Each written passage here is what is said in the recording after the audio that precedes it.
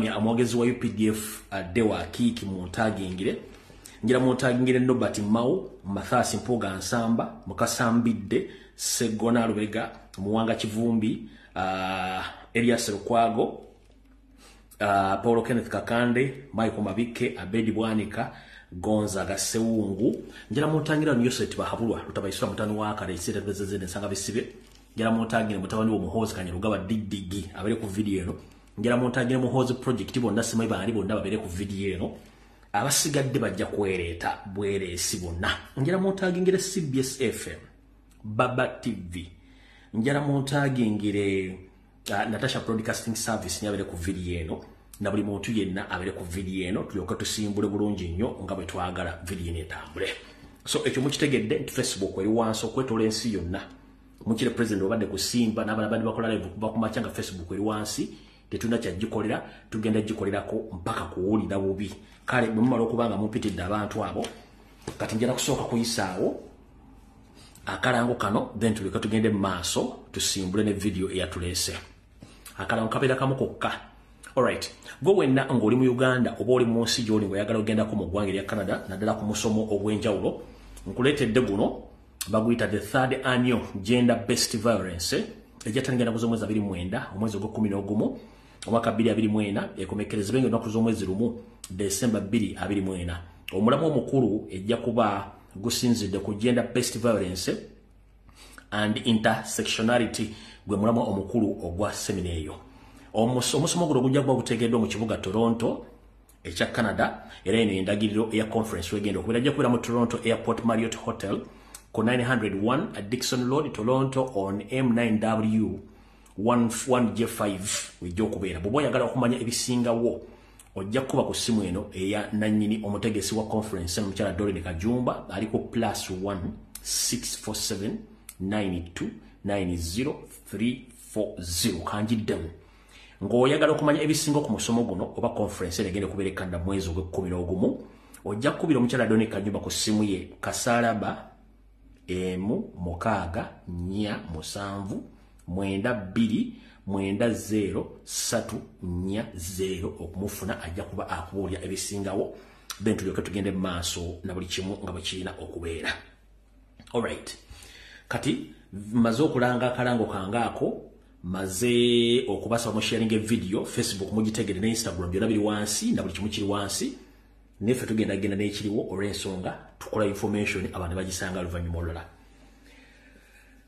Okusookera ddala njala tutwala omukisa gwa nkobaza bannayuganda mwenna abali ku social media abali ku Twitter mbaagala nnyo balikola mulimu ogwo abali ku TikTok abaana abobwana n'abalenzi balikola live eziyamba ensi okwogera ku nsonga za Uganda bali ddala baganda bange mwenna abali ku Facebook wenyibwa ekitabo abakola video ku makya mutundu olw'eggulo obutassa mukono namwe mbaagala nnyo abakomentinga abasharing abalwana entalo za president mbaagala nnyo bwe bali kukola mulimu ogwo kubanga ensi si ya Kyagulanyi nga ye ensi etukwatako alwanirira ffe akulembera ffe tusobole okutuuka we tulina okubeera. Kati ndowooza n'ekirala kino njala sooka kibeebaza njala sooka okubaza bannayuganda mwenna okuba nti kati mwamanya ekigambo kye bayita diversion ne mukita kimwe mu kibuuka njala okubaza mwenna bannayuganda okwetoola ensi yonna mwebale kubuuka ekyo ky'amasomero ekyo temutakiwabudde toshiyalinga kintu kyonna kimu kwokya ssomero kubanga bakikola manyikiddwa nti Museveni n'akagulupu ke aka ISO ne semwe bookya amasomero okudivertinga abantu okubajja ku information entuufu so emboozi y'amasomero oba bookyezza amasomero ki kasitoba nga tebafiridde mwanawo oba kiki oba kiki yajja ggookya kubanga abayagala okukyusa amawulire mwebale nnyo obutagenda ku mboozi yakwokya amasomero.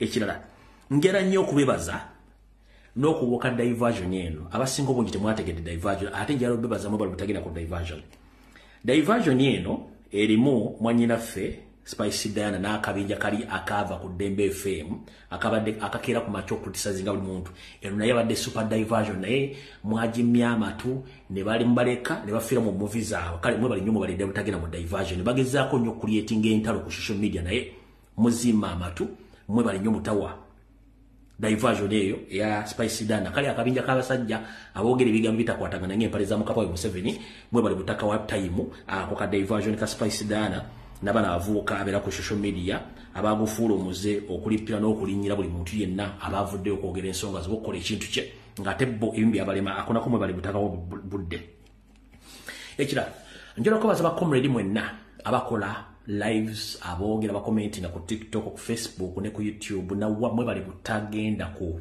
diversion ya muvubuka oli eyita kabaka pressure 24/7 bali butagenda ku diversion ye one ndoza mwala bekitufu abajiri mu benyini ba NRM abaji promotinga ba NRM abekuba ba NRM temuli muolabira mwana wa Nupu yenna big up ekyo kinali njagala basomesa ku ntandikwa mutandikwa okwetegereza ensonga zino muzinyonyoke mutandikwa okola kino kituufu kino si kituufu mwebali nnyo era bafiride mu firimu yaabwe eyo era ekintu kye bakiri bulungi nnyo bakibaddemu kibatuddemu kati zo diversion sembagamba nenda zigenda kujja naye bwe bali nnyo kusubuta genda mu diversion zino zibe nti naffe zaali zitukwatiddemu ne unfortunately mwazimanya mutazigendamu ndooza ze ssatu ezisigadde tugenda zinyonyola mpola alright kati ndooza katuve kwanjula katandike saagala kulwawo tutandikidde wa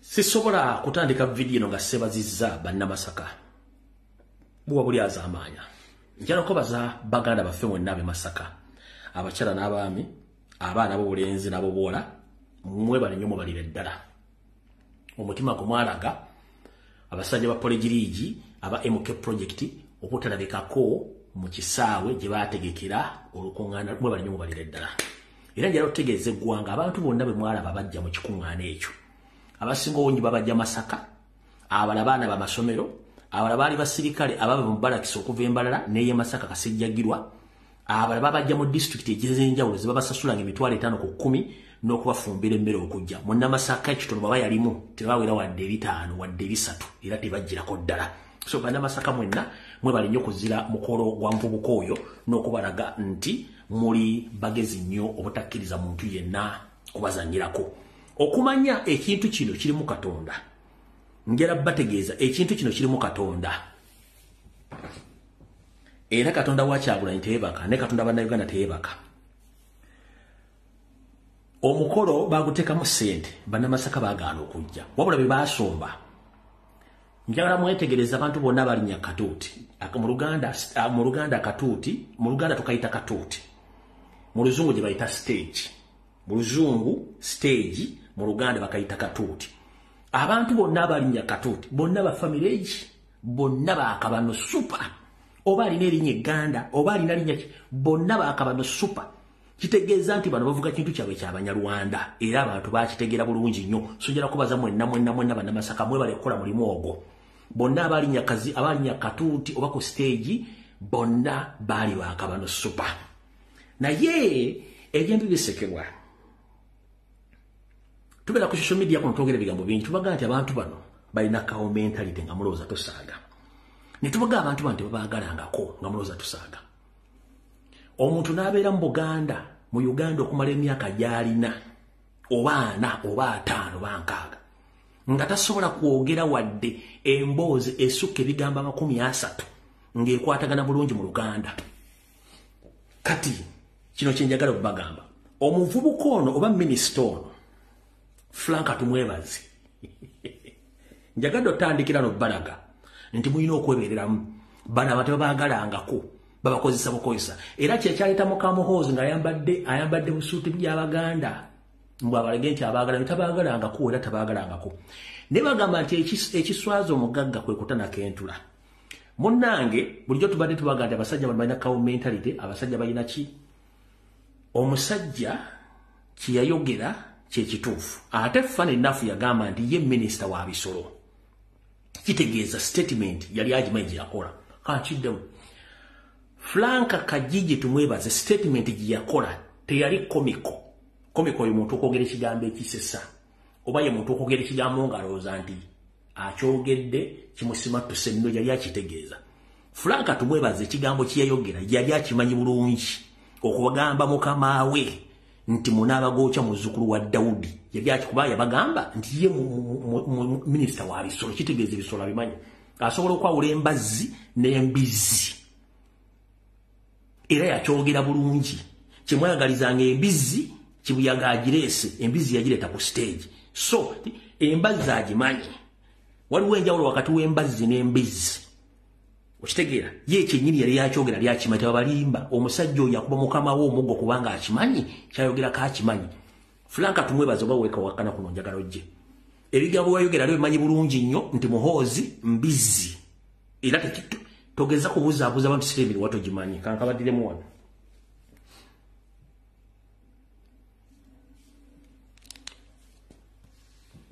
kibali bagalaza embizi kibali bagalize kataze MKwe kibali bagalize embazi kibuyaga asudde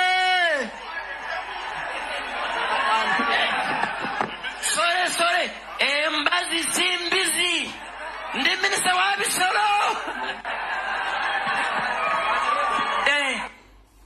ndi minisita wa bisolo kitegeeza ekisolo kyali ayogera kakimanyi kubanga obeera minisita w'ebisolo kiba kitegeeza buli kisolo kyonna okimanyi kati ne muhoozi naye ekisolo bimuku oyo minisita byafuga okitegeera kyemwayagalizanga embizi kibuyaga agireese yali avuma mukama we directly yali it wasn't comical no yali akitegeeza bwaga nti ndi minisita wa bisolo okubeera minisita wa bisolo kitegeeza nti you representing those animals ozimanyi embizi ogimanyi bulungi nnyo so njagala public etegeere ono naye akimanyi nti muhoozi muzzukulu wa Dawudi tabalya ssente ze kankadde mukategeere bulungi manyi video mulamu nnyingi nnyo niyo omuntu okunyonyola otegeere ekigambo kino okitegeere bulungi nnyo kinyuke buli kankabadde bulungi nnyo mulye bulungi nnyo Franka gigi tumwebaze kibali bagalaza embizi kibali bagalize kataze MKwe kibali bagalize embazi kibuyaga asudde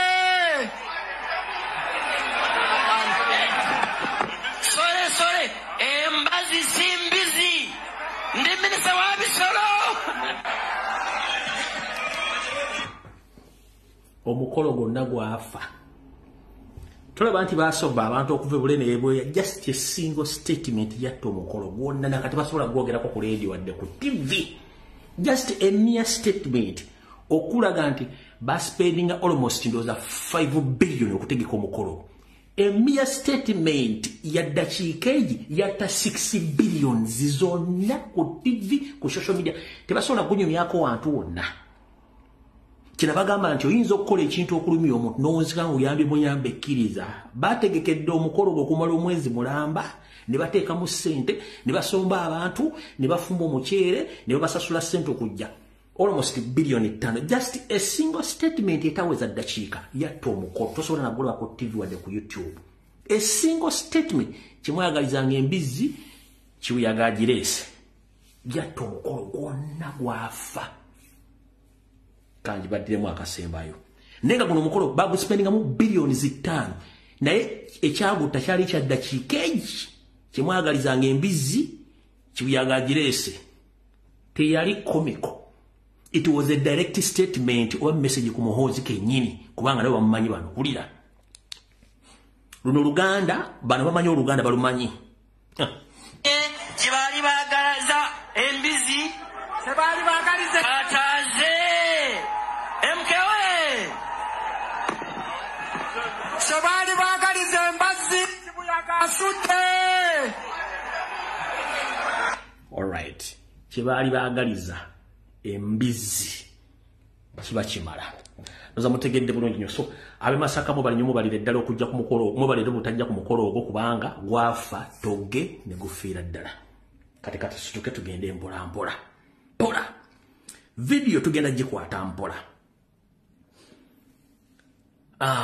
ekibiina kya National Labourers Movement NRA in full is National Labourers Movement NRA N starts for national, R starting for robbers, M starting for movement. Ekibiina ky'ababbi abawangalira mu Uganda, National Labourers Movement, bo musinde gw'ababbi mu Uganda. Kyavayo ne kigamba kiguddewo ebitabo byakyo okwetoola eggwanga lyonna kiwandiise abantu bakiyingiremu nga Museveni bakama nti mukolobo bya bakazi mukolobo bina basajja bawuyingiremu yagulawo ebitabo kwetole eggwanga lyonna ekitabo kya yero tekyamufuukira akabiza akabitango kwetole eggwanga lyonna Eliaba alinyayo kuwandiisa mu kitabo kya National Buzz Movement. N'Abanyarwanda bennyini baagaana okuwandiisa mu kitabo kya National Buzz Movement. Ne batandika okukwata abantu ku kifuba embooko n'enyoka ku byalo abantu bagaana okuwandiisa. Kyova olaba kyagenze ku likodi ekitabo tekyamaze wadde ennaku 5 kyamazewo ennaku oyinza wazinda benzi 3 nga abantu bagaanye okuwandiisa mu kitabo kya okumanya kino ekibiina kyakolimirwa. Ono nomeba Parliament ye yabaddeyo neyerolerako. Amore gempulidde nga nzise wano ageetaaga bannayuganda balungamizibwe bulungi y'ensonga ya yerobuuku bangambye bulungi nnyo nti waliwo abantu abakaka abantu okubagamba nti muwandiike mu kitabo kino ojja okulondeero si wano bw'otoba towandiise mutojja ekyokubiri bangamba nti bagamba nti n'ebirala byonna oba okulonda okuddako bw'oba towandiise muno kigenda kuba kya tteeka bannayuganda twagala bagamba nti ow'ekika ky'enkima okuleka ne bw'owasaayo tofuuka wankima ne bw'oba oliyo bw'oti ne bw'oba olinayo kyera tosobola kubeera wakika ekyo temukaka bantu kuyingira kika kyammwe olw'ebyo bye mulowooza nti muyina era bagaye nti bw'onooba oyinza okubaako ky'oyagala n'olwekyo nga toli mu yero bbuuku baba bali mu yero bbuuku emyaka gyonna 4 bw'obalaba basula mu ggulu era byenna embeera gye tulimu y'emu so olwaliro baleme kulowooza bannayuganda nti ekiriwo ekyokuwandiika mu kitabo kino kyekigenda otuwonya ennaku gye tulimu munyonyole bantu bammwe timwagala kongojezaamu mandwa yammwe emu gye mulina bulijjo so si yakutulowoozesa nti ffenna tulina era nkunga bannayuganda nti awulira nga tekikwatako tokinoonya gwe kikwatako muleke bo bagenda bamu bamanyire gye bagenda okuyisiza kuba kati bababbi b'amataka be basoose ku nkalala basobole okwambala enkofiira ezo basobole okunyaga bannayuganda so n'olwekyo bwe baba nga babagamba teekayo okutuuko nammwe bye tubagamba bikulu mubiseeko omu. Alright. Eyabadde enkomerero ekitabo kya National Buzz Movement okwetolola eggwanga lyonna abantu baaganye okuyingira mu kitabo ky'ababbi bano si babbi beekaza wabula ba National Buzz Movement mubbi eggwanga awo tuvudde tukyaliko kiggulalo ky'amawulire.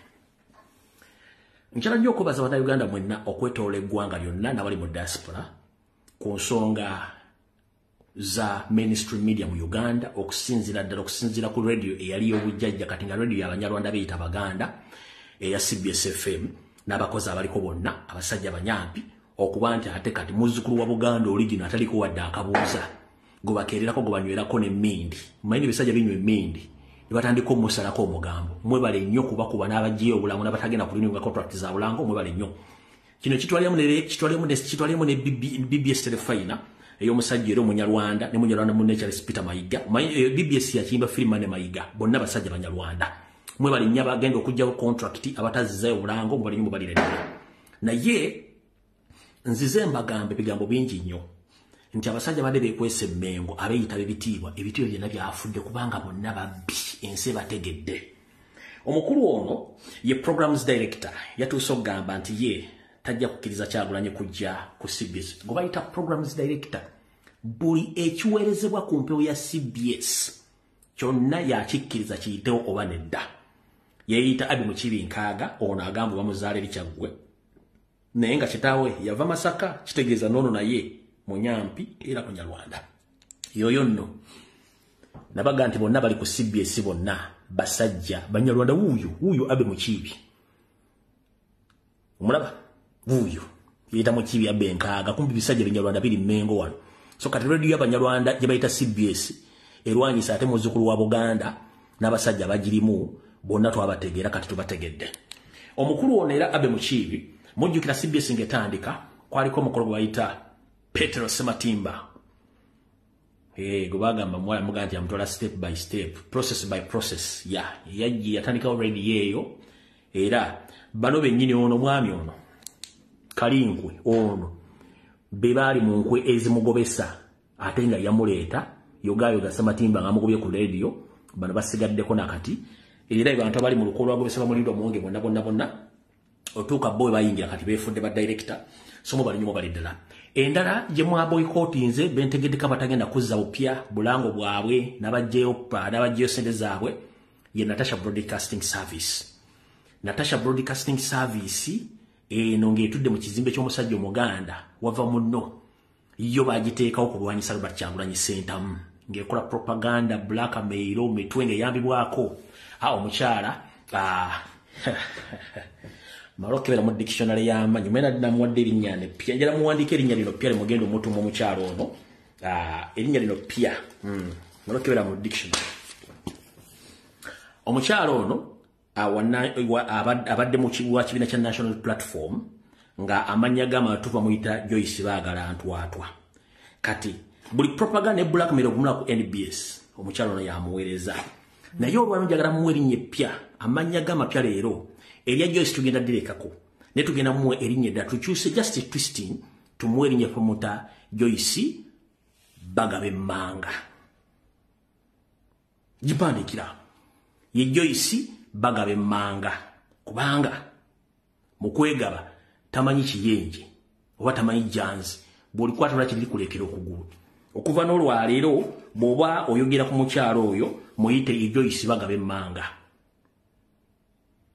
kerinnya lijje mu dictionary wange wane pya kubanga buli akukola ekibi olina muyisa bubi okuva n'olwaleero mukyalo ye Joyce Bagabe Manga muwandika amanya tugende all right ehirala liwandiise bulungi okuva olwaleero bw'oba odressing omukyalo oyo amanya g'amatuufu okuva olwaleero Joyce Bagabe Manga as simple as that and yatukolako blackmail propaganda blackmail propaganda kati okuva olwaleero ye Joyce Bagabe Manga as simple as that.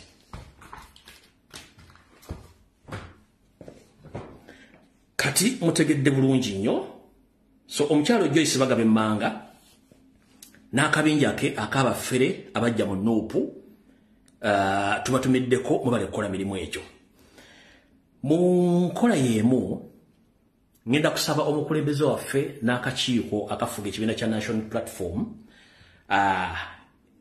ka TV ke bayita Natasha Broadcasting Service temuddamu kuwa muntu waako yenna musasi ajja okusaka eggulire ku NB ku mukolo gwonna ogwa National Platform ne birthday n'ebira ki omulaba wonna owa Natasha Broadcasting Service n'akajozike umugobe emisinde kubanga ono Joyce Bagabe Manga yali akolayo kati kimwangwira okufuna access ng'adumbibwa mukulu oli Anita Amongi Mama Lususu ne Mukama Museveni okutwala propaganda kati omukyalo ono mumukoleko ng'obuyinza bwo temuddamu kukkiriza abantu bano era mbayisolate nga mwakikoze wano nga badde banoonya amawulire wano wammanga bwabano wano muzambala bulungi nnyo kino kimwe abakoze kirungi nnyo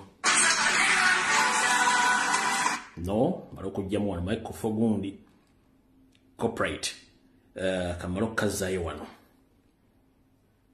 akaze wano katono nnyo omukyalo ono NBS mwabayisolate nze bulungi netumuddamu bakiza ku kizimba awo nga mwabakoze wano nga bali mukuzunga banoonya amawulire babaganya okuyingira wuuyo ono y'omu ku bakozi ba Natasha Broadcasting Service ng'anoonya amawulire temuddamu kubakkiriza ku mukolo gwonna gwa Nuupu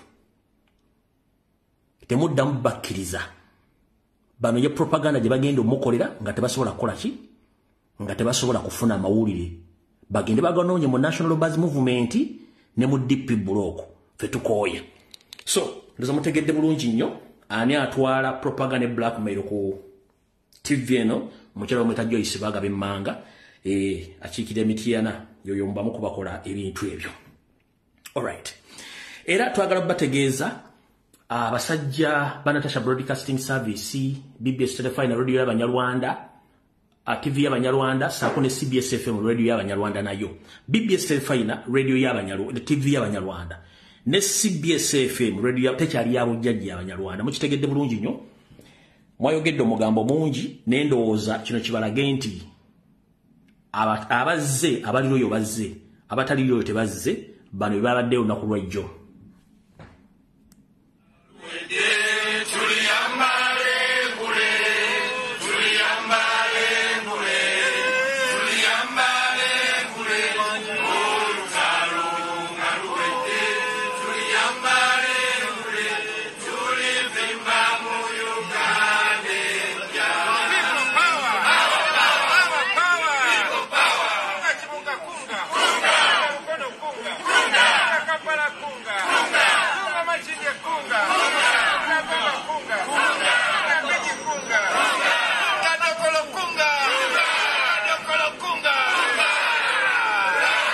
Alright.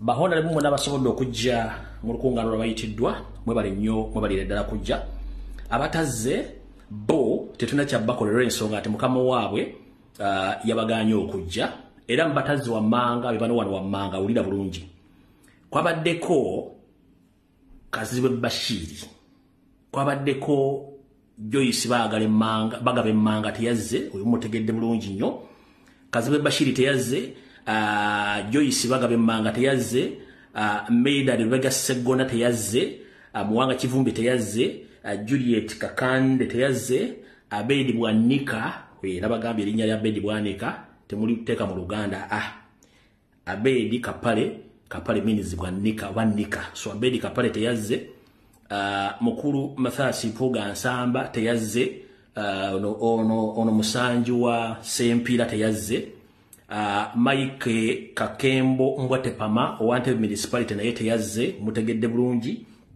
Chwanuka Abdala teyazze Alani Mayanja Sewanya no Sewunya teyazze Charles Tebandeke tetuwunya teyazze Alani Sewanya nawe ile tewunya teyazze Aisha Kabanda tetewunya teyazze Sozi Godfrey teyazze Olivia Kale Nabagabe mukyala wattu yakava muleba oyiye yayina ensonga Patrick Nsamba Oshabe ndozadde ku mirimu ebitongole kati abantu bano abataze bawadde excuse abatawadde excuse ku lunaku president lwabayita before basinkana ba controllers babe ku luguudo lw'Entebbe nga ne Mathasi MPUGA Nsamba kwali no instructions obutagenda mu conference wa president mu meeting yabayitamu nabagamba tebagendayo era nagendayo kajja kumuttujutuka so abataze babadde ku control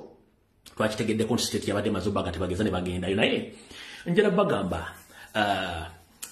mu nupu tulina enkola ya tax agikoya yagivamu goboliranga nupu ekwezibu walidde osobola givamu mpola n'ogera teri agenda kuba tetugenda kuteeka mu mateeka mutudde mu constituency tukime ebikolwa bakusazeemu nedda kera kumacho bagendize si golya tuyomba ne kagabo olya tuyomba n'oyo ono asimanyi ono owegonde okujinja road nedda olya tuyomba n'ono atesoba yeteba tetuyomba nabo no bwe gabo gamentize nupu njivudde mu sympathy that tetuna buzibu tetugenda kuwabira mu batuze mbu yetumujjemu bwesiga avudde mu no tugenda kuleka nabo enkola nupu tetulekana naawo so abo tebasobodde kujja olw'ensonga tebadde ba controlling eddwa kati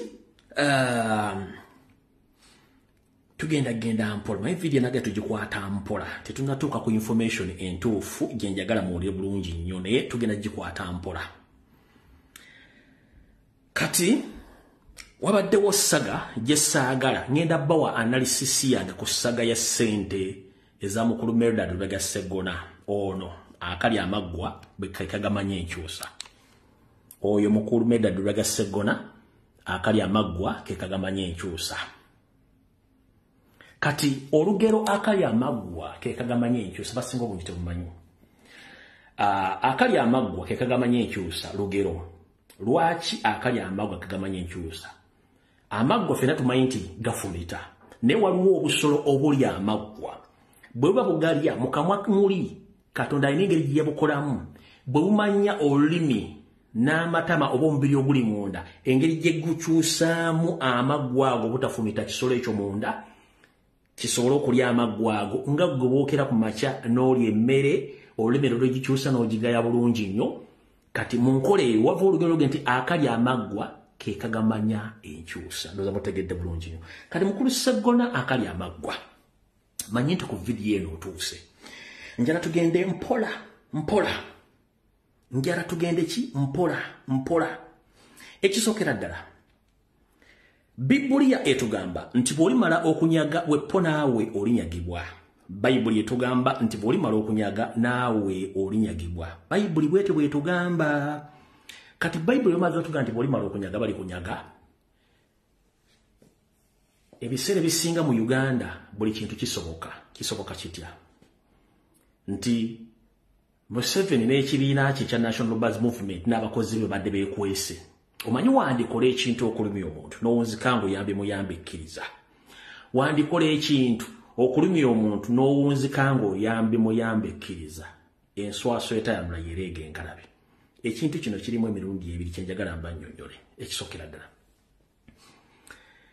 ono omusajja looya omutendeke amanyi amateeka agafuga entambuza n'enkwata ya ssente ono looya ekyokubiri state bwekufuula agenti waayo beera ready okukozesa ensobi public ekwokye yebe ekwejjeeko kubanga ibeku owninga.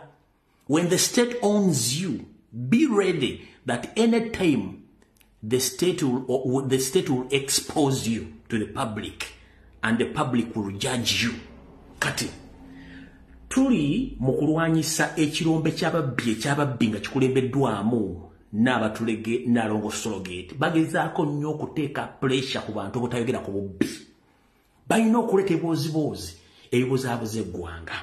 Naye ebiboziboozi bino tufunamu bintu bingi nnyo nti bw'oyagala ennyo okunyigiriza ennyindo munnange ebiseera ogireeta omusaayi kati kandi baviire ku ntono. Ensimbi ezo nga bwe muziwulidde tezaabadde bukadde 1018 nedda. Maama Nnaalongo Sologate Mpogola n'akabinja ka National Buzz Movement abaagala okusuula National Unity Platform bakola butaweera kiro na misana okusiiga ettoomi n'okuba nti baagala kujja ekibiina kya National balina kijjawo batya kwe kusaasaanya obusimbi. Abantu bano wammanga balina ekibiina n'eki kyabookya kinabagamba okwoyi wamanda mu mbugo.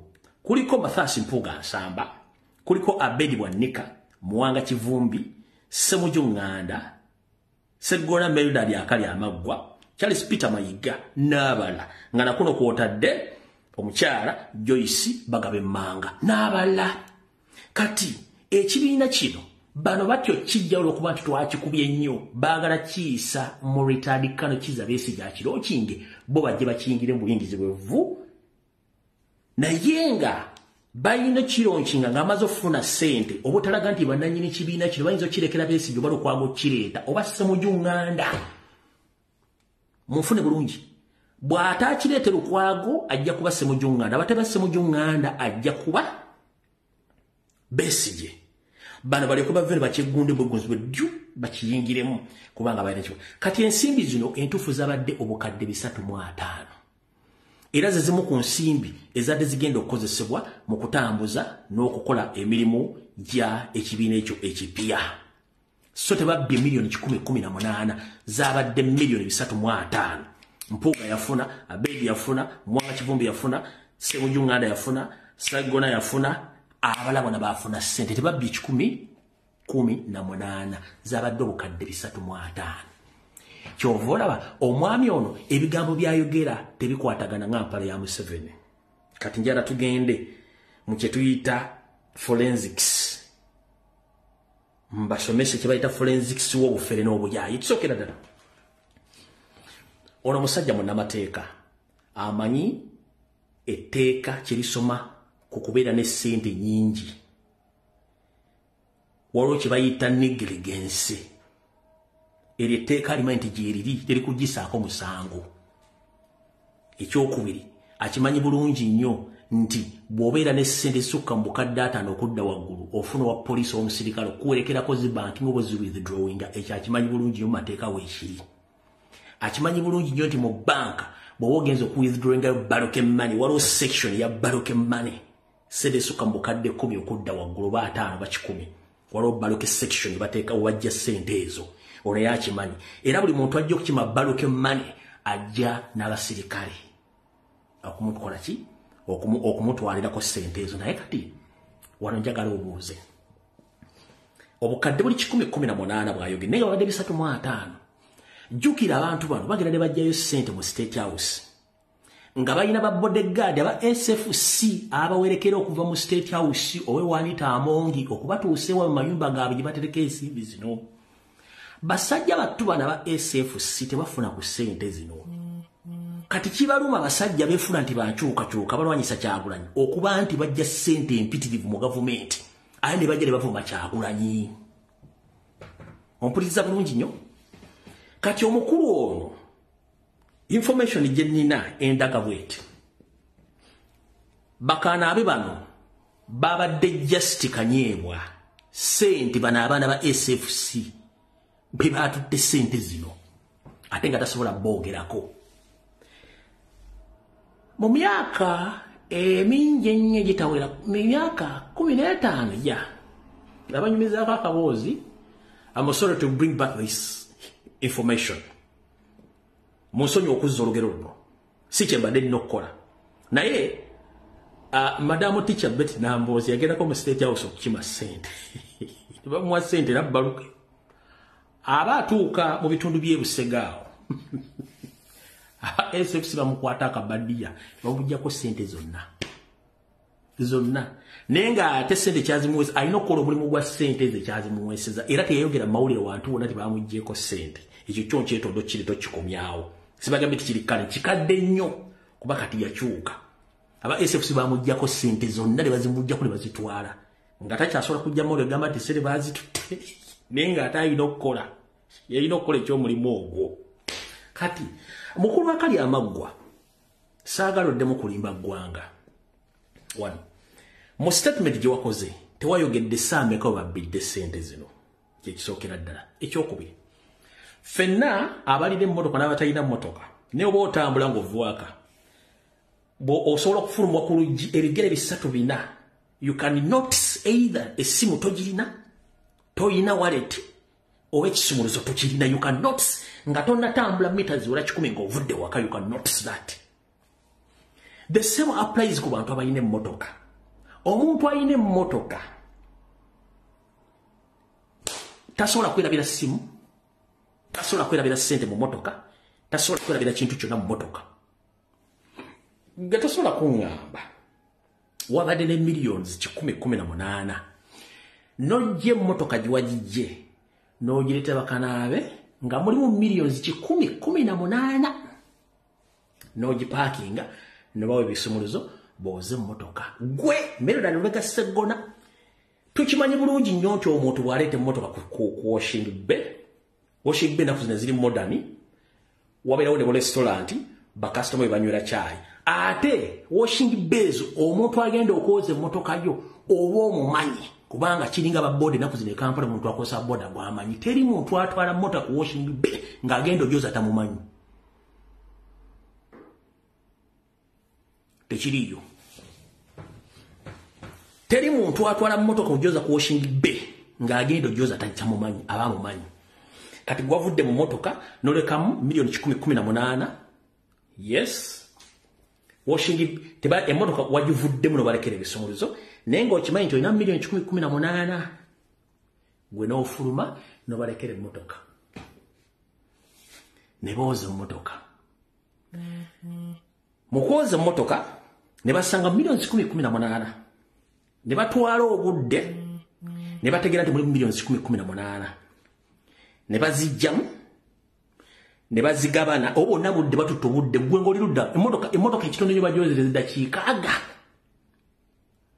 ekitono nnyo emmotoka bagyozeza eddakiika 6 ku ssaawa ne booza emmotoka ne bafuna obudde obujjamu millions 118 ne bazigabana era ne bafuna obudde ababiri bazitwala ku lugulu lw'Ennakawuka omulala bazitwala Empigi ne bazitereka ng'era gwe nannyini emmotoka yagireseewo oli luddawa during that time olaba oleka mutwala mu mmotoka oba simu noga ndese simu mu mmotoka n'oddayo ne million 118 n'ozireka mu mmotoka gwe wabadde ludda nga booza emmotoka eyo bali batwale time bajje mu ssente bazigabane million 118 ozimanyi gwe.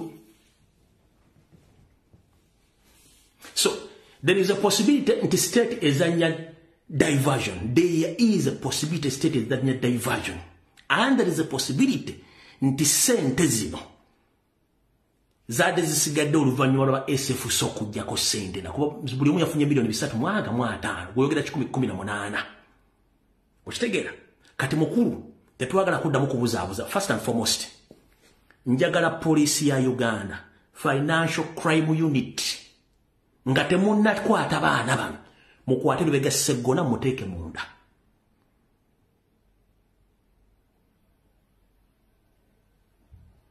Police nga temunnakwata baana bano kuba mwabakutedda musooke mukwate Lubega Sseggona muteeke munda abawulire source of income of that money.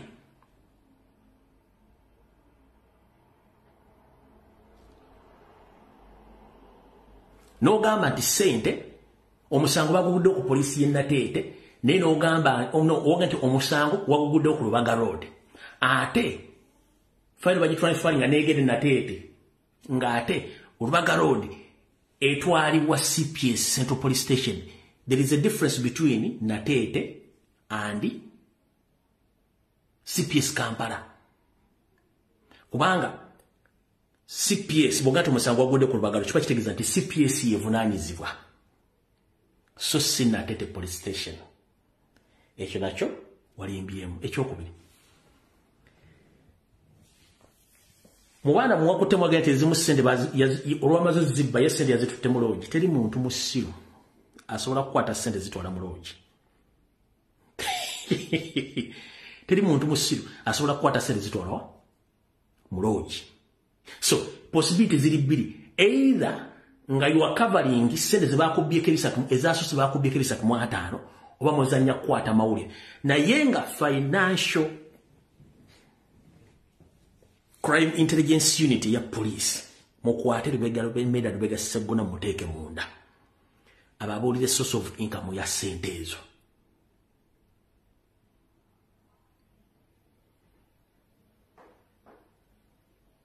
Kyekisookera ddala abasajja bali ku ssente z'omusolo bali mu kuzibba kubanga bwe mulimu gwabwe. Ka video mwakala sigenda kadda mpoza bakala abatakalabye kanka bazanyire mu dakiika 2 mukale bulungi namwe kennyini njala mulize ka video kano ulira. Ekitongole kya crime intelligence Nateete nga kidumirwako emigisha Maclean bakutavuka basatu ababye ssente zombako wa busiro estimate Lubega Sseggona akali amagwa kigaibwa nti Sseggona yatutte emmotoka eri ku Washington ku Lwokutaano n'agiwa bakanaye bajosinga ne babidde ssente ze nga ziri okadde 118 bwe yakomyewo okutonda emmotoka yasanze tezirimo n'agenda ku polisi ya Lubaga Road okugula omusango era ne yakwatagenda ku crime intelligence ab'e Nateete batandika okunoonya abavubuka bano avuka kuli kwa Sime Judani John Vian Kibale n'emigadde Emmanuel omukone yala kubiba n'abalde bategeeza ndi ssente bakyazirina zaali mu moroka omutto nga mulimu bubbanjo emuka twalyoza abangi ati mu kujooza abangi oyo ne mugamba matikira baki sente abatate makaganyina ku luguudo Nakawuka nga batuuse ssente bwekyalutayedwa gaakirawo ayitiddwa abeewo obuvubuka lenye musiringi n'abasekekukana nga bagiye bukadde 65.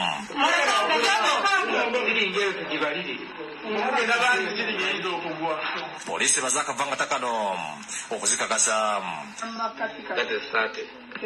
tuzisaze waggulu mu siiringi ng'omuvubuka yaziteeka mu kasawo buno ng'obugula ebintu nga bitadde mu kasolya k'ebbaati era bwe tuzijja eyo tuzikwasiza abapoliisi. yongedde ku muzigo gw'omuvubuka omulala ne baza ennyumba nga basanze tewali wadde ekikumi. Poliisi efunye amuwulire nti ssente zaatwaliddwa mpigi ng'omu ku bavubuka yazikwese mu loogi abakwate beerumiriza okubba ssente ze nga buli omu abadde asonga mu munno okutwala akavangata akanene ng'omu ategeeza nti yatwalako bbando 2 omulala n'atwala zonna. bando 2 nemubalibwamu nga mwalimu ssente metezawamu ssente zaali mu bbaaga ono yagirina oli nenkwasa nangamba genda okitereke kati kyamanyi oba yatoolamu oba teyatoola. Omwogezi wa poliisi mu Kapiteni Patrick Onyango akisiza okukwata akavubuka bano ategeeza nti omubaka Sseggona yabatuukirira n'abategeeza nga byabadde atta emmotoka y'okujooza bakanabe ne babba ssente ze obukadde 118. Saagala kumumalirako budde. Bw'olaba ebintu ng'ebyo omanya eggwanga lye tulimu. Omuntu amanya amateeka bulungi nnyo okubanga nabagamba state ekozesa ekintu kyonna kyeyagala okufuula ekitagasa kati naawe Sseggona oli kintu ekitaka kyagasizaako ddala mu ggwanga. Zino diversion zemukola zoonona image yo oli munnamateeka omanye etteeka erifuga ensimbi n'okuzitambuza kintu kyonona image yo. Kinabagamba state esobola okukozesa ekintu kyonna okwonona image yo kati naawe owedde tokyasobola kuyimirira mu bantu babulira nsonga yonna. Mukomye diversion. awo tuvuddewo. Kati Speaker Anita Amongi mmanyi otuuse. Njala tutegeeze eggwanga nti omukyala Anita Amongi n'abatulege ne mukwano gwe Tayebwa Deputy Speaker. Kano kabinja kababbi Museveni ke yateekawo okubba essente z'omuwa omusolo nga bayita mu Parliament. Era tebaagala muntu yenna abagambako. Abantu abagamba babala bombi. Abantu abo okumanya bazibu nnyo ng'enjala eruma ekiro kamba bannyonnyole. Omukyala Anita Amongi yava mu FDC. Tayebwa yava mu FDC. Bonna baki bali ba opposition okujja mu NRM. Sibo kiri? Bw'omala okulaba nti bonna baali ba FDC ne bajja mu NRM. Trust ki Museveni gye yafuna eri abantu abali bamuwakanya ate bafuula omu deputy speaker omulala speaker. Teekawo akabuuza. Trust ki Museveni gye yafuna mu Anita Amongi omu obwa speaker era ne Tayebwa omu obwa speaker nga wa FDC. What a coincidence. Ekyo nga tukimaze. Era abali mu kututawaanya, abali mu nuupu enkwezenge, era ye DP block abaziba yiwo bibiina byonna, ng'abadde leader of opposition kati atawaanya Mathias Mpuga, y'omu ku rebel leaders, ate yabadde akolagana Anita Amongi. Gwe tolabanga abantu bano batuzannya jango nkwekule, Tom and Jerry, abatuzannya bonna bali mu opposition bonna. Anita Amongi wa FDC, Tayebwa wa FDC. En atufukidde ejjute mu bbwa Segunda Lubega bonna bava mu DP block. Bano bampuuga bonna bava mu DP block. Omuzannyo guli waba bano abantu ono omusajja yasimba emirandira gye bonna okuba nti bakola ekintu kino. Bonna bantu baabwe. Kyova olaba tebasobola kweryamu nkwe. Kati bwe bafuna resistance ne exposure wava obuzibu.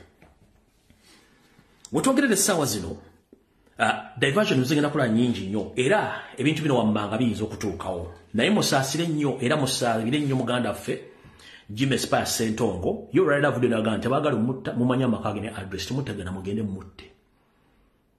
Ne wadde yogedde ekigambo ekyo nsaba weekume muganda Jimmy Spire Sentongo. Abagambe Anita Amongi address ya Spire Sentongo mugimanyi n'akabinja kugenda omusindikire. Ekirala Joe Senyu head of opposition onna woli making sure weberera mu kubanga omukyalo ono yomu kubayina akabinja k'abantu abatugumbuzi abasobola okutta essaawa yonna era mu kigwegendereze nnyo. Kati omukyalo ono okola diversion okujja abantu ku mulamwa ogw'obubbi yayagadde okutiisatiisa Spire Jimmy Sentongo n'ogeza kukutiisa Honorable Joel Ssennyonyi. Kati okumanya nabaga nti abantu bano ababbi tebalina time ate basiru. Omukyalo ne yagadde okulumbako ng'okola diversion okulumba mukyala Rebecca Litwala Kadaga diversion yaganye okukola. Kyeyakoze ng'era omubbi n'agenda ewaabwe e Bukeddeya n'alyoka asala omugambo nti waliwo bakulwanyisa. Teri bakulwanyisa, you a thief, you a chieftains of forgery corruption in Uganda. Nobody is fighting you. You a thief, you a chieftains of theft, corruption, forgery. Teri akulwanyisa gwagenze goloza lwaki bakubuuza answers watandise gamba nti abakubuuza bali babisiyaga. Anita Amongi bo basiriza mu omusolo gwacha bakubuuza boyita bali babisiyaga. Kubanga mukimanyi bulungi nnyo temwagala boogerako bino byayogedde nga aliyewa Bukeddeya.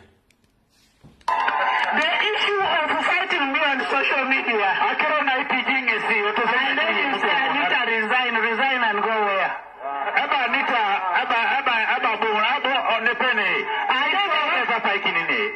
Those people who are saying I should resign, did they put me as members of parliament? And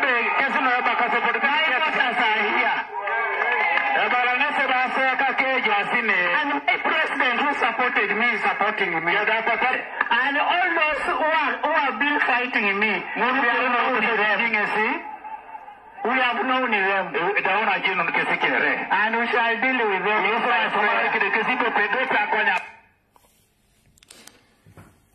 So, ono simunenya nnyo olw'ensonga nti nabagambye nti omukyalo ono yetaaga ba expert okutandika omukebera lamu wembwongo mukyalo naleka alimu kasayiko ali sondo sayiko 99% omukyalo no sayiko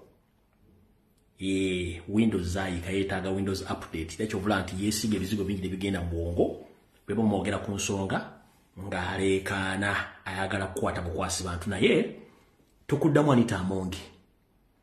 You will not silence people and you will not silence taxpayers. People, they will come out to confess.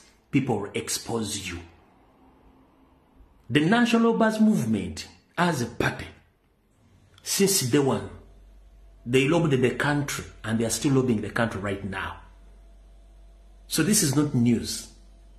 All along we have been using social media and mainstream medias to pay money to people, to individuals to defend the government and defend you. But right now we shall expose you. Kubanga tukoiba kazi mwoku baserezo muwomusolo. Kati oye mukyala obayita Anita Amongi mama lususu nga yekaza nga omusazi webyayi ku kkubo. Kati omayiba gambe lyo kanga netonnya ne tulaba ensisira bezenkanya emyoyo. Oyo tumuvuddeko tujja moddira. Tugenze omugezi w'amagye mukuluddewo Akik neyo seri ne semwaye. Tukimanyi nti pressure mountains. Yo seri day by day ayika Windows. Kyemwagalizanga embizi kibuyaga girese public ala kimanyibwa mufera bufezi. He's not loved. Muyino teekawo kintu kyonna kiraga nti mwagala kutekesa abantu kuteekawo byakutiisa abantu mu ADF. ADF teriyo. Twabagadda ADF is movement. ADF is Museveni. Tetuyina ADF mu Uganda. I'm here to inform the international community that whatever teller alert which was broadcasted by the Amex spokesperson, this Mr. Deo Akik, it's totally nothing. It's just a diversion. And they are just trying to create any kind of diversion, threats against Uganda because now they fear that the elected president of Uganda, Kyagulanyi Ssentamu, is about to tour the country.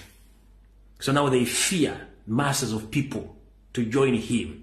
So that's why they are trying to create threats that ADF anytime is going to attack the country. There is no ADF. ADF is Museveni. Museveni is ADF.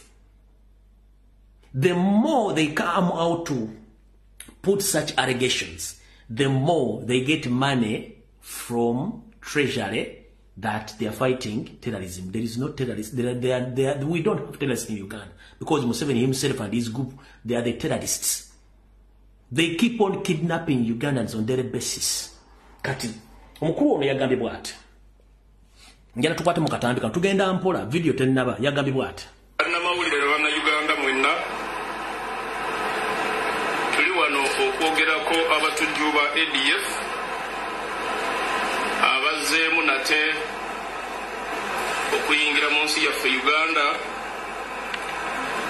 era mujjukira bulungi nti omwaka oguwedde 2023 mu mwezi gw'ekkumi waliwo abatujju ba ADF abawerera ddala 10 nga bakulemberwamu Kamanda Kamusu n'Enjovu abajja wano ne batta abaana baffe abeerubiri ne bookya n'essomero era ne batta abalambuzi baffe abaali wano mu Uganda mu disitulikiti.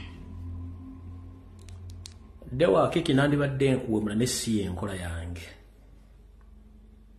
We proved you wrong.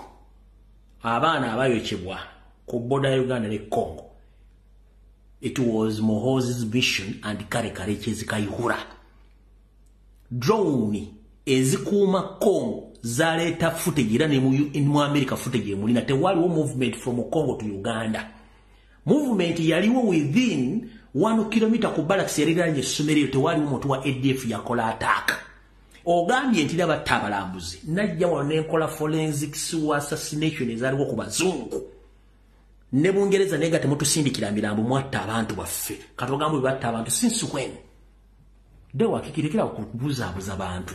Ekisookera ddala tolina bw'osobola kugamba muntu nti ADF kati atevudde Tanzania ng'ate Tanzania mukwano gwammwe oli omukyala yafugayo n'ekifaananyi kino kyewataddeyo ku mpewo kansooke nkiraga abantu bwe mba nsobola kifuna wano.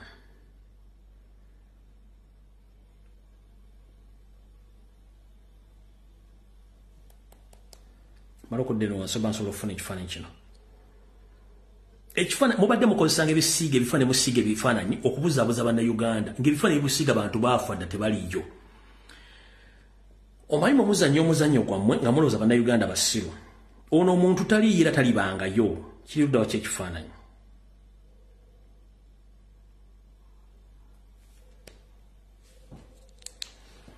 Kati ani asobola ku identifying omuntu ono? Mubadde musiganga ebifaananyi bino. Since Kayihura left the office mbadde musiga ebifaananyi bino.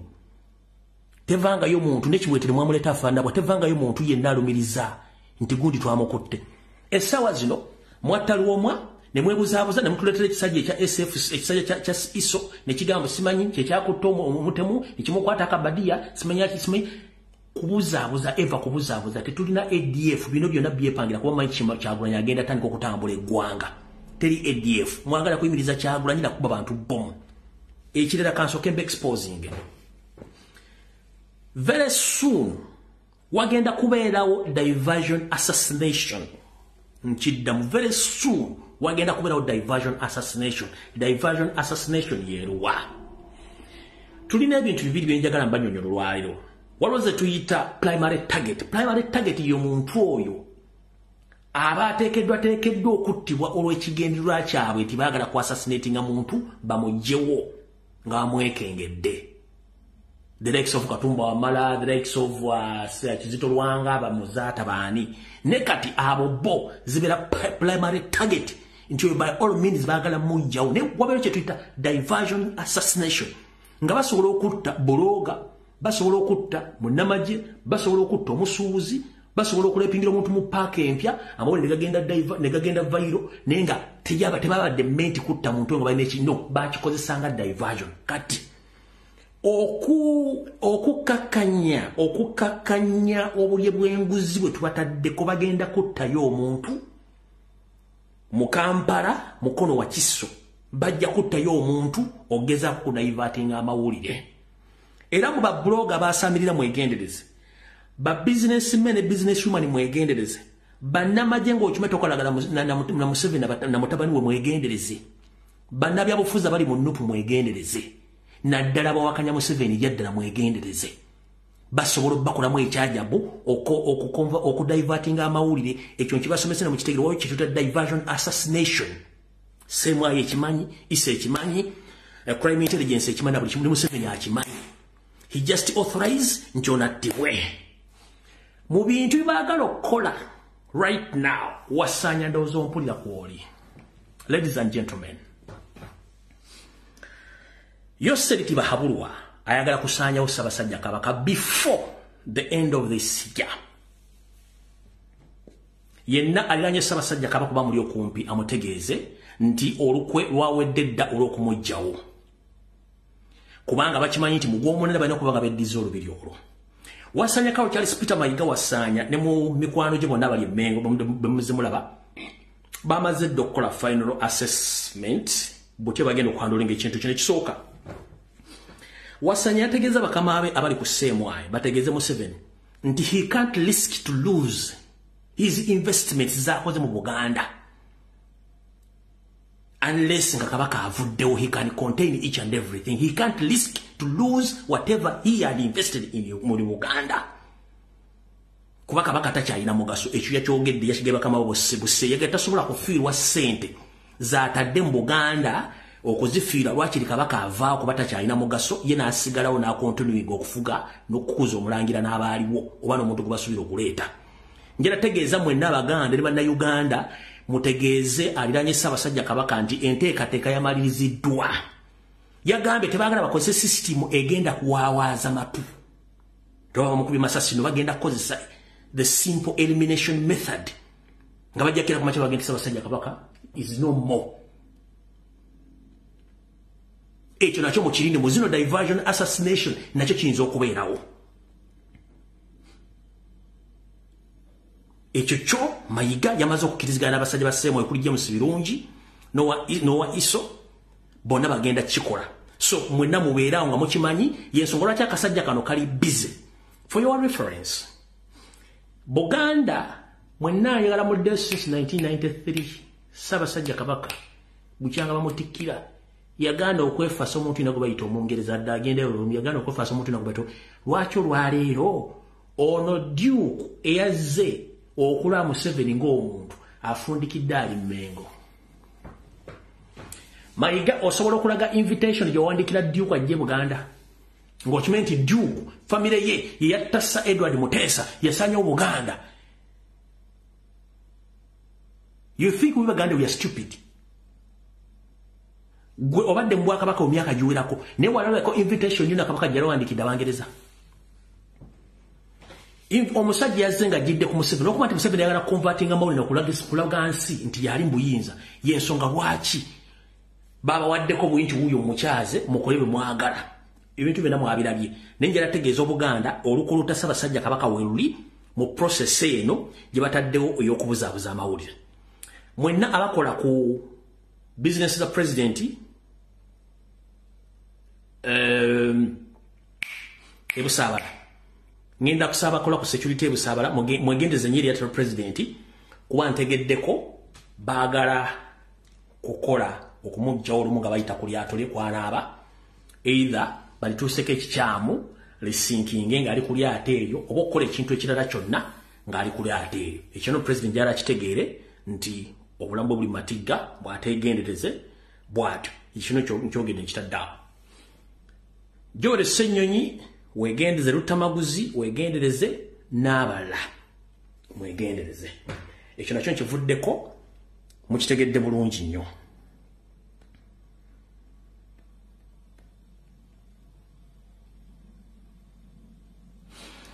Kati bulijjo mwebuuza lwaki omulamuzi eyawumula Justice George Kanyehamba ya blastinga Mathias Mpuuga Nsamba ba wa Joyce Bagabemanga. Ensonga lwaki Justice Kanyehamba yagugumbula ba wa Joyce Bagabemanga ensonga eri bweti.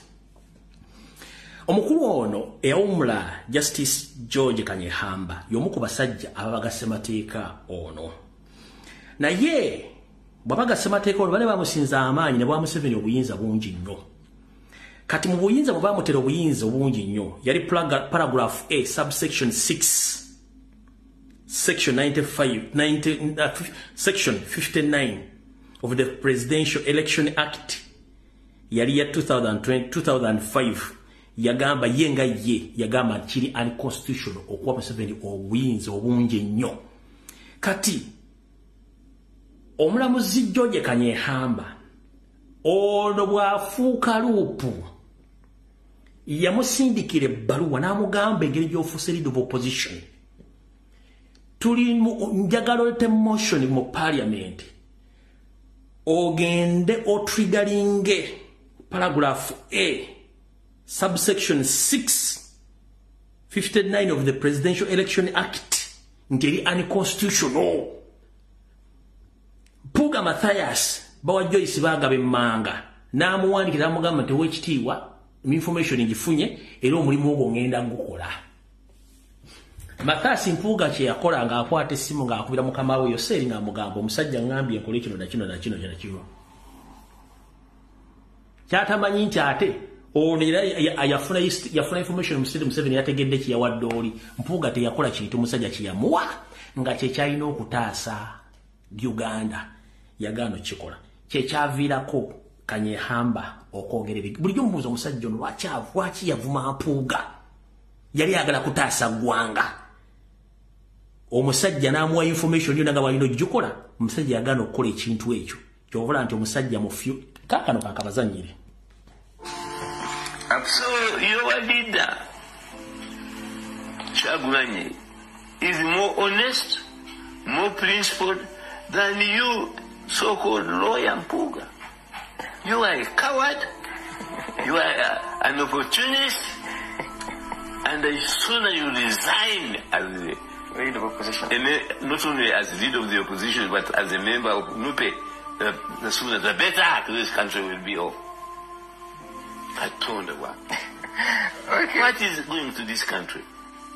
Mpuuga, are you a lawyer or a speculator? I told her one.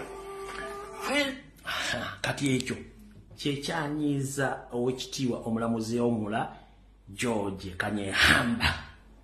Jamugambe engeri gy'ofuuse leader of opposition nga twagala kujjako mu 7 mujjeko obuyinza kyusa atikeeyo oleete motion. Bawa Joyce baagala emmanga teyakikola. Bagaba emmanga teyakikola. Kanyehamba n'anyooka ebigere. Agamba ono omusajja simulaba kumugobe n'omugoba. Mpuuna malongo mbwa ziri wano kati. Kati byebyo nno. Alright. Waliwo munnaffe omulwanyizi w'eddembe omulala bamuyita Suna Henry era naye Anita Amongi yamutaddeko emisango n'amusibisa olw'okuba nti naye yamugambye nti Anita Amongi mukenuzi omwami ono yono kambalagi ku kifaananyi kye naye bamusibyera okugamba Anita Amongi nti mukenuzi yoyo munnaffe bamusibye alezira simanyi oba bamutadde naye nga naye bamusibye olw'okugamba Anita Amongi nti mukenuzi. Kati maama omukyalo ono yafuuse kagubiro ng'ejjindu ly'enkoko tayogerwako ku nsonga ezo. Zamutegedde lwaki omusajja ono yakola ki? Yali munyiivu nnyo. Ku nsonga eri gye mbagambye ey'okutta kabaka very soon. Waliwo ka video bakomuledi ke baleba bazannyira naye tebaakabannyonnyodde bulungi njagala nkabannyonnyola mulyoke mutegeere. Bwe baali bakola bwe baali beebuuza ku bantu bana Uganda mu CA bulijjo mwebuuza kabaka ndagaano kize yakola ne mu 7 biki Ssaabasajja kabaka n'abagamba talina buyinza temwamanyi lwaki teyalina buyinza. Ebigambo bino mu 7 kennyini yabyogera mubitegeere bulungi nnyo olwali mutegeere. Then mwebuuze mayiga okuddukanya administration y'Emmengo ssente azijja ludda. Wenjagala kyekinyusi kyenjagala mutegeere.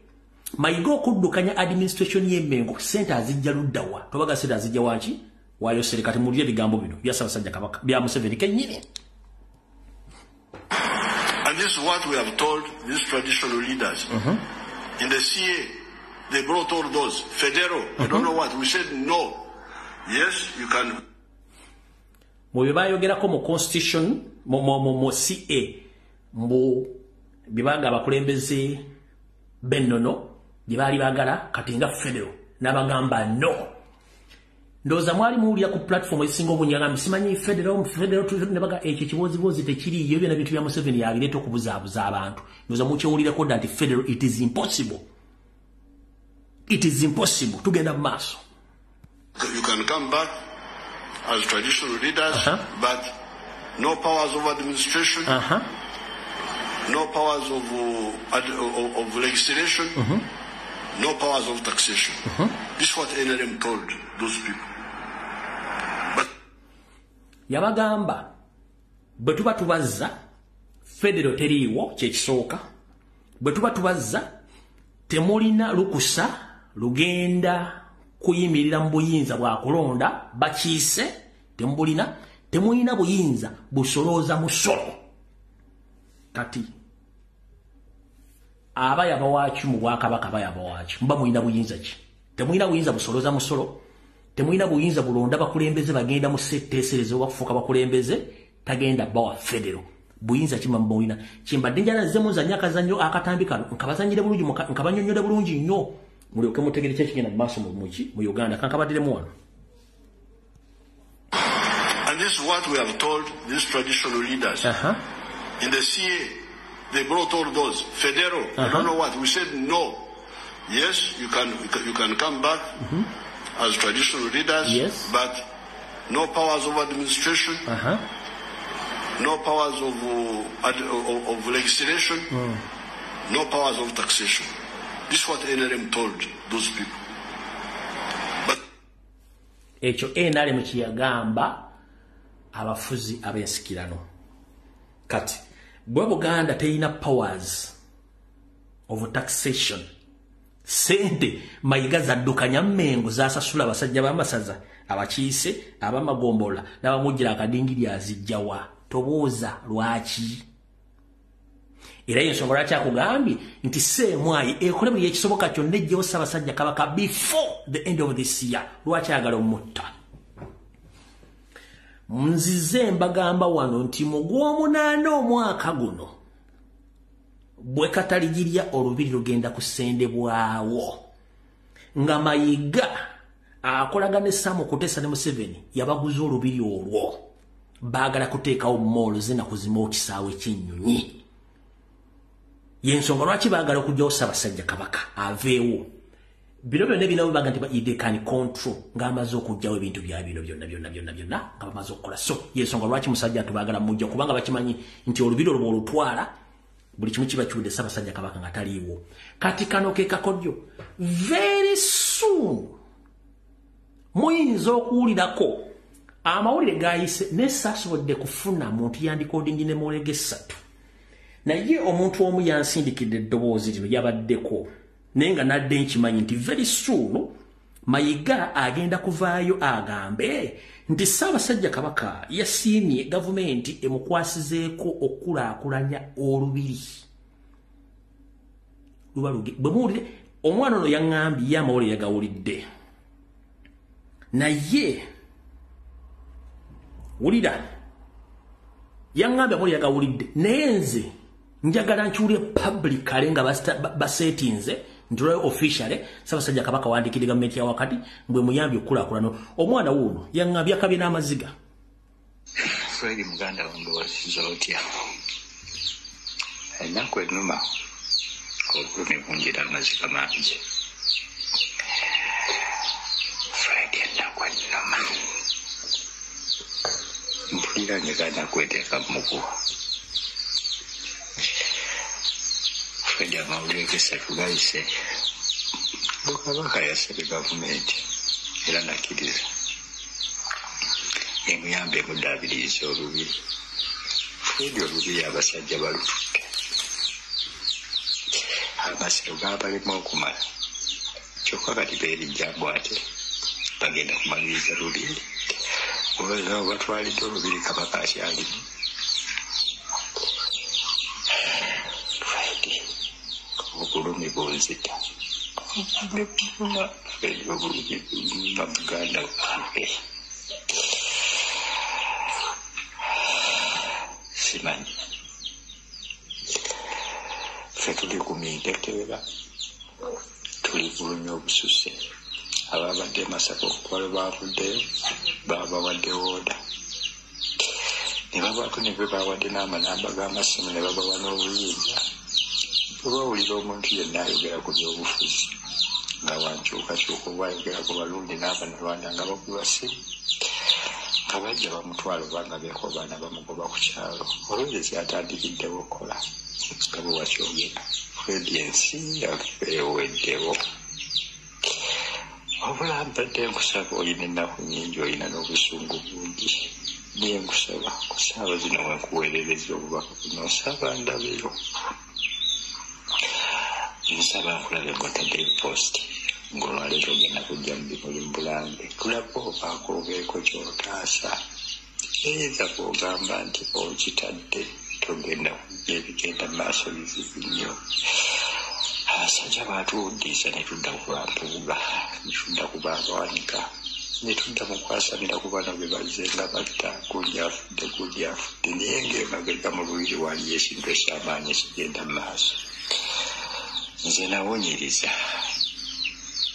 naye nga sirina bwe nsobola kiyimiriza olwedde nakuweerezaako kububaka naye nga sirina bwe nsobola kukiyimiriza tuli mbino tutunuulidde kino mbeeza ennyanja ekinene bali mu kikwata Fred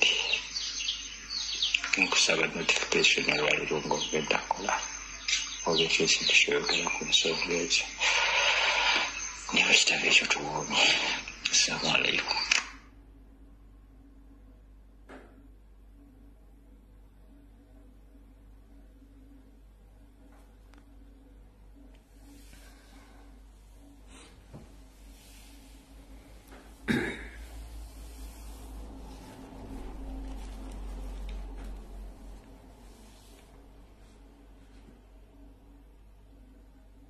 Jambo si byange ya musajja muganda nkulu alina abaana alina family ng'akaaba baabatega kiri ab'ekitiibwa ab'ebitiibwa temwamanya nwanye n'ekintu kino balaga nti emmengo teri kitiibwa bonna baakabano embwa ne ziryoka zivumanze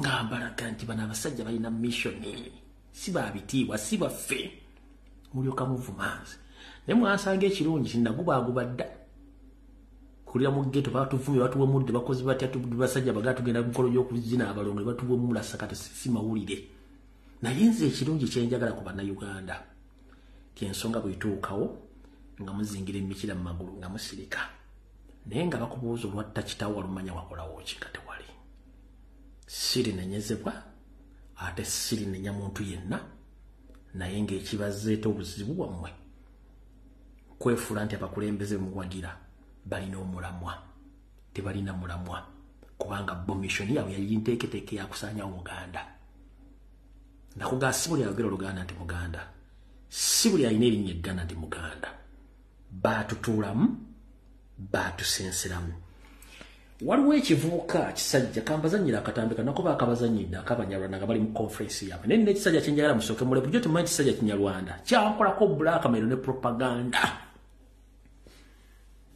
kyankolako blackmail ne propaganda nenkireka okukyogerako naye nakire mu kavidiyo nga wow bano abeeyita Abaganda batukolako blackmail kankazanye mukale baakabazanyidde dda nengenda specifically ngenda balaga omusajja ogu abeera ku program ng'asala omugambo ku Kyagulanyi asala omugambo ku Lumbuye asala omugambo ku muntu yenna ayogera ku nsonga ezikwatagana ku bintu bya Buganda ne bya politics nga Muganda kankabazanyire gwe njala obalaga yekka so abishe cyane nebuza tugwawo wabo gendera abatuja bana Uganda wode Uganda abagamba abanyarwanda so we have nowhere before tuine na nti otambula mutawuni mukulira nga segregated abo batumazekere ende mugwanganya kati era fedde ndiwa nebatugamba mbu Museveni munyarwanda bafabasinga ndigizibwa mu ggwanga linowayo tetulinawe tugwa omuganda akugamba mwaba amasekere emirembe ali mu gavumenti akugamba mwajalonda Museveni kati tukole ki? You are the true nationals. You have nowhere to run to. You are actually the Ugandans. When you are counting Ugandans, they must begin with you. But instead, they choose to make you last and almost none. Obunansi, chocha teka lyeri kitekawo. Oyo munansi abeera ki? Munansi ye abeera munansi nga semateeka w'eggwanga eryo yagaba bunansi. Mu Uganda tetubeerangako na semateeka okuggyako mu 1960 kubanga omanyi bw'owakirinda omuntu ne bw'oyina billions za banka ekatubizizumire era n'omuntu zaffe bamba musigenda kugomugomunana kati tulagibwa tugoyike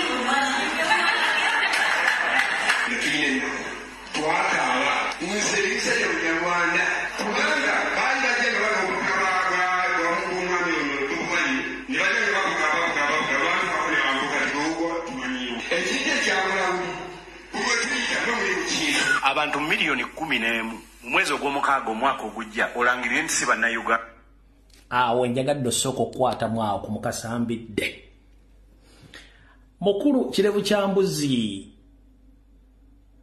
bukookowe bwambaata kabuzi eyeyita omukenkufu atawoza nkawudde omusango gwa kamyuni tekavuddemu olubuto mukasambidde omusajja omunyarwanda atonye mooli yeebaleko mukulu mulekerawo okusirwaza Abaganda abannayuganda ebintu byabwe by'ekisiru bw'ova mu bbanga n'otandika okunyampulukuka n'okuba empimbwa abanyarwanda muli miliyoni 11 olwaleero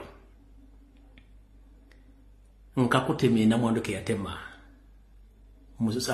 omusika n'abafamire lwaki Uganda tuteebereza tuli miliyoni 45 ezitabalibwanga kuteekebwa mbitawo nti ziri physical weziri mu Uganda tuli ebika by'abantu ba tribes ziwera wakati w'enkaaga mu 2 if I'm not mistaken oli asobola okunkolektingamu either 5 mu banka eziyingira enkaaga oba 5 mu bwezityo kati boddira millions 45 nojjako miliyoni 11 gwoyagala kuŋŋamba nti tribes zizo nezisigadde zezikola zisobola weyala kunga nti tribe yammwemu esinga tribe zonna zonna zisigadde kuba kati fe Abaganda tumanyi tuli miliyoni 9 ku 10 kati nammwe muli 11 kati tribe zisigadde zonna zisobola kumala zenkana milioni 24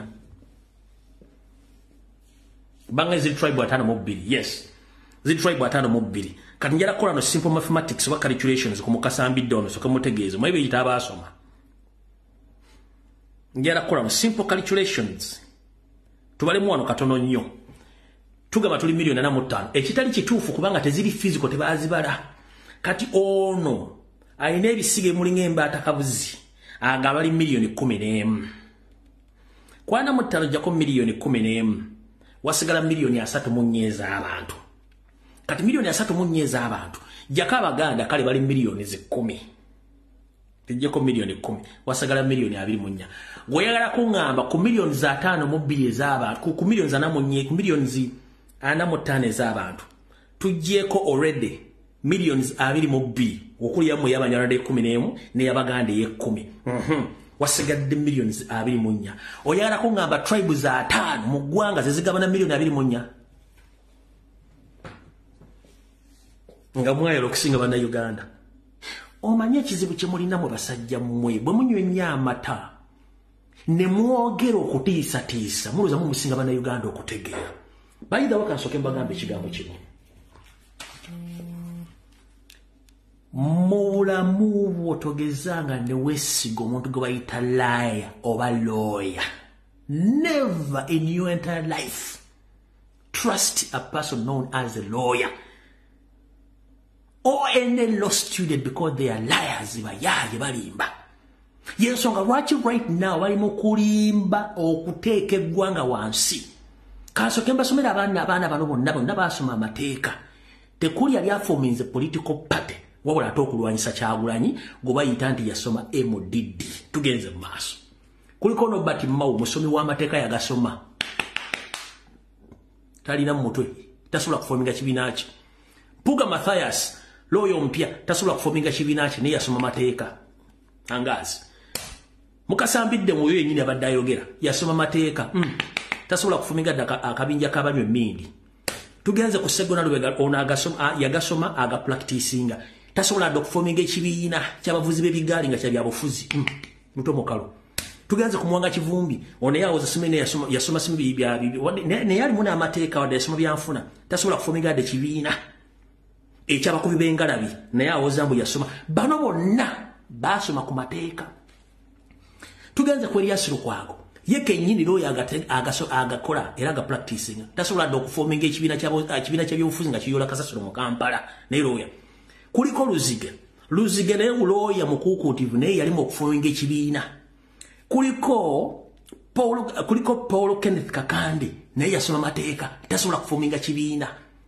tugenze ku mukulu Mike Mabike naye yasoma mateeka naye tasobola kufominga ekibiina ekyabazinyi b'oku mikolo nga kyabya bufuzi tasobola kifominga tugenze ku Abedi Wanika ono musawo wa Mbizi era kayajjanjaba ne muhozi ngalo yaga nti ekimwagalizanga embizi kibuyagagirese katodeye ono ye yasoma kujjanjaba ebisolo Dr. wa Mbizi Abedi Wanika nera ne ate kubanga ina kadiguli kasome mu mateeka eyo tas ne mu Uganda yonna yali mufuna mu wadde eroso elise elimu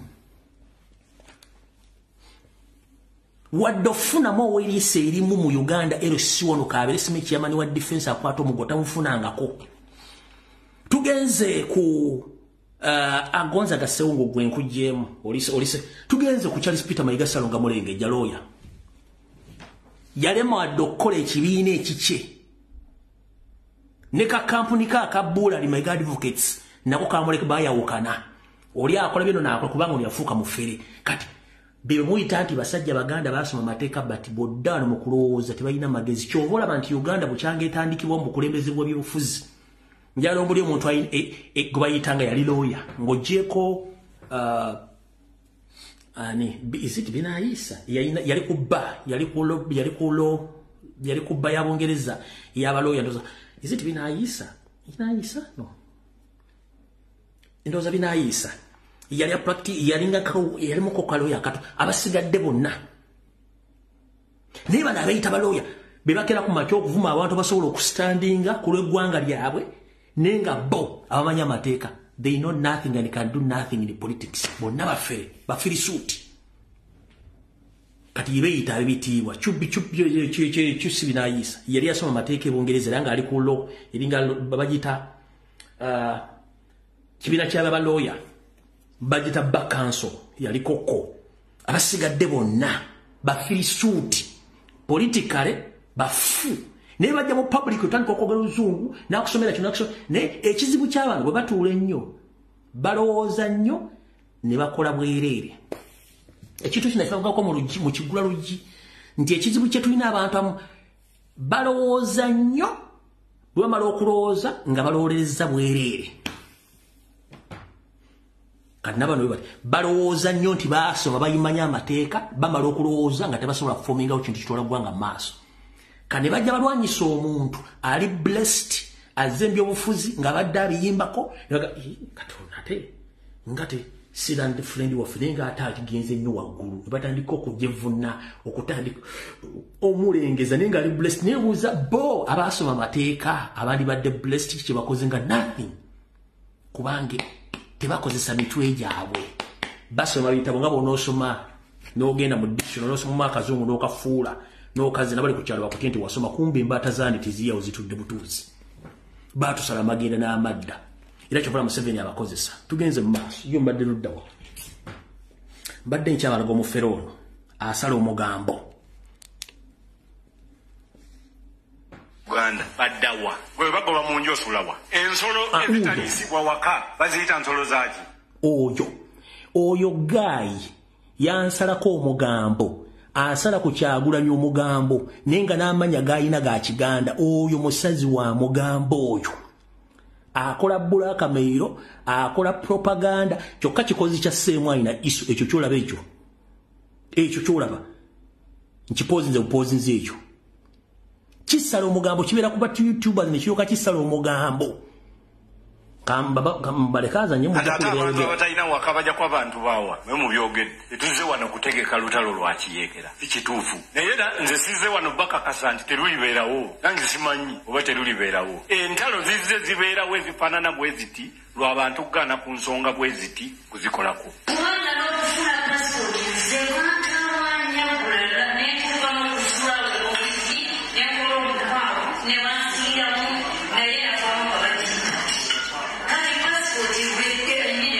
mugenda muli anga ayogera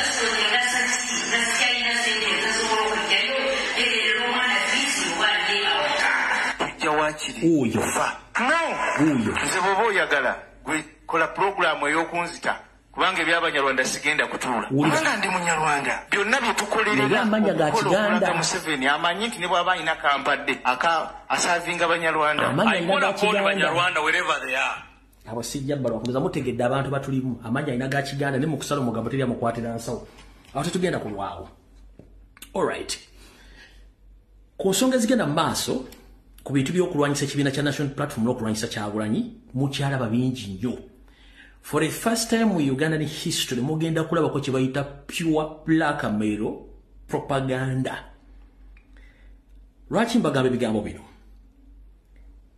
tubaddewo nga Museveni yazimba opposition eyiye nga tayagala bamu opposinga era nga agawayo ssente tubadde ne history abantu ba crossing okuva mu FDC ne bayingira NRM ne bava mu DP ne bayingira DP block nga abantu bano bonna bajja ba destroyinga ebina by'obufuzi Museveni avanaga nti betunadde 2020 kuba tewakyaliwo opposition nga amanya akoze ekintu kyekiwedde teyamanya nti Kyagulanyi agenda kujja wano wali okulya n'okukomba essowaani njagala nkuzeeyo katono nnyo kwata obwongo obuvuga reverse singa tubadde nga bano abasajja bonna baagala nkyukakyuka nga tuli mu such critical condition politically mu Uganda ng'ebigambo nti yatwala Museveni mu nsiko okuwamba n'okutta bannayuganda freedom of speech, freedom of assembly and economic reforms abantu bonna essaawa zino bandibadde bagamba no, enough is enough, our primary target is to remove Museveni niyo n'okuba nti balina ka self interest ka individualism n'okuba nti bazannyira Museveni kati kansooke mbagiremu omupiira guno muguwulire wetwogerera olwaleero history asoma nti abavubuka bali mu kutawaanya kati n'okuyuza national platform oli Mathias Mpuuga Nsamba omuli Lubega Sseggona Medali omuli musajja mukulu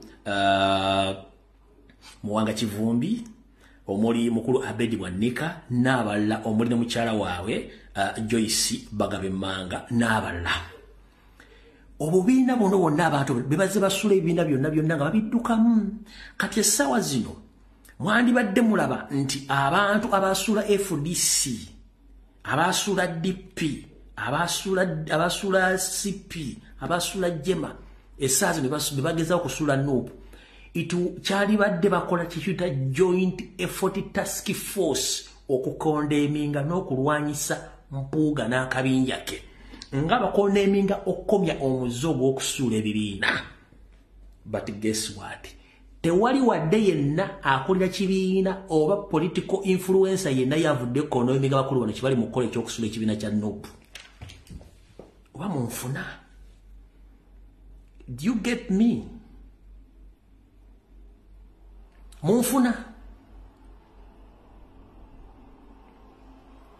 Abasajja bano bebaze basula DP, Jema, FDC byonna baze babisuula. Kati bali mu NUP baagala gisuula.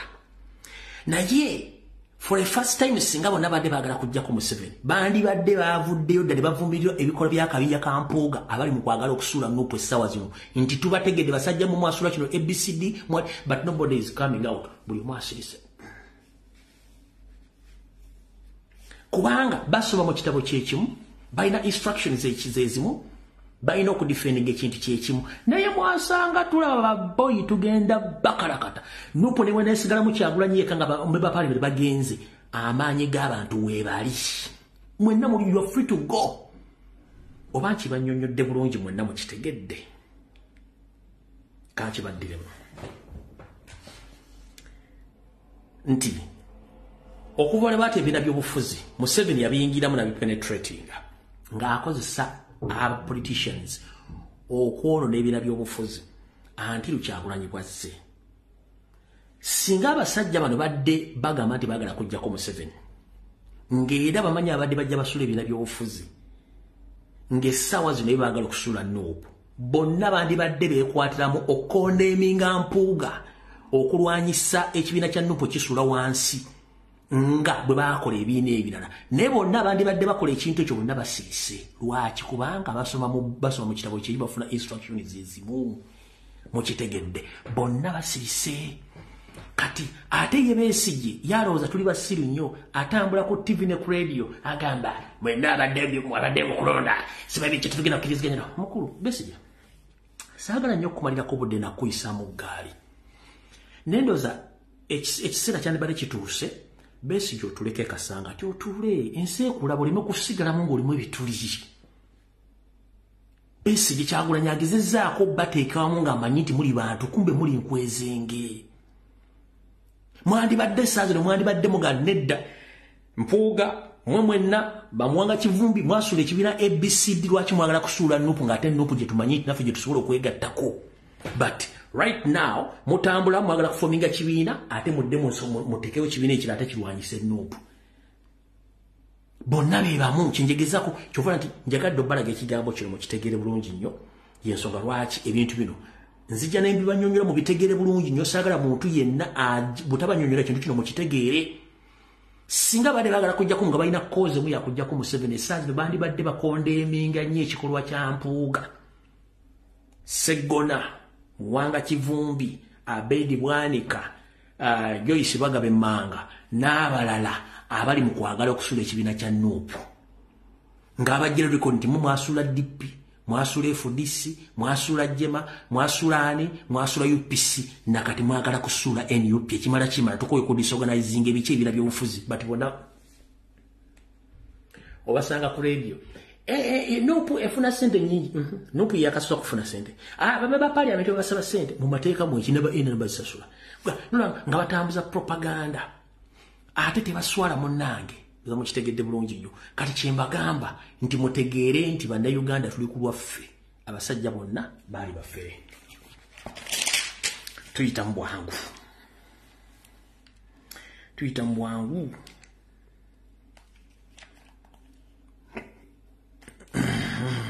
bwangu.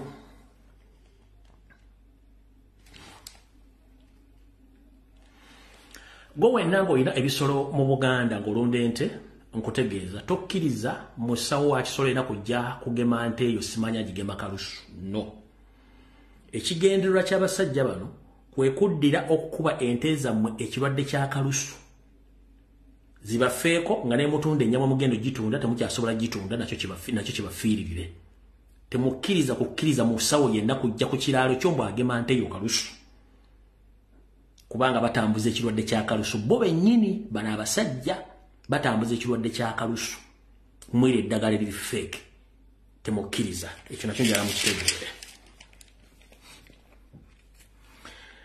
njala kulabula mwenna abasajja baganda bakyalinawo ssente n'abali mu Kampala mukono wa kiso kino muyinza okulwawo kitegeera ne kankibannyonnyole muganda wa Museveni gwe bayita Sodo Kaguta y'omu ku baffera bali mu Kampala era y'omu ku bali mu mission esuula abasajja baganda indirectly wetwogerera olwaliro Sodo ayina akabinja kabavubuka ng'ate baganda be bakozesa n'abamu Banyarwanda bano batambulira mu kigurupu ekivuga emmotoka eza Pulimo empya kigurupu kino kifuuse ekizibu bagenda mu byalo ne mu matawuni okutandika okunoonya abasajja abaganda okubasomera ddiiru ez'ekikwangala n'amaliriza ng'abafeze abamu ne baagala n'okwetta ate kulwassa n'okubega abantu bano ebyenfuna n'amataka gaabwe ge balina okwetoola mu Buganda kagurupu kano kali anirule tekagambibwako bavuga nga baagala balina order from above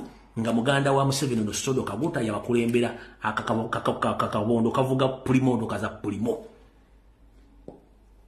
akagurupu kona basingo bungi bambega temujja kitegeresa ne mujja kitegeera ngo budde buyiseeko ne ntegeeza mwenna abasajja baganda tebo mvubuka wo ku kyalo nga yaguza akamoto kuba alina akamoto kanajja kusomera emboozi boozi mbu akusomera ddiru simanya kutwala wagundi simanyi batu business ABC babasomera business temugeza banavuka bonna bali state funded bali ku mission ya kwavu waza musajja eno muganda asigaziza sente mu Buganda kubanga Sodo yabalimu ekyo nakyo kibagambe ne mujja kirabako gye bujjako katono kati kiyinza obbazi buwalira okulaba naye kibategeezezza mukitegedde bulungi nnyo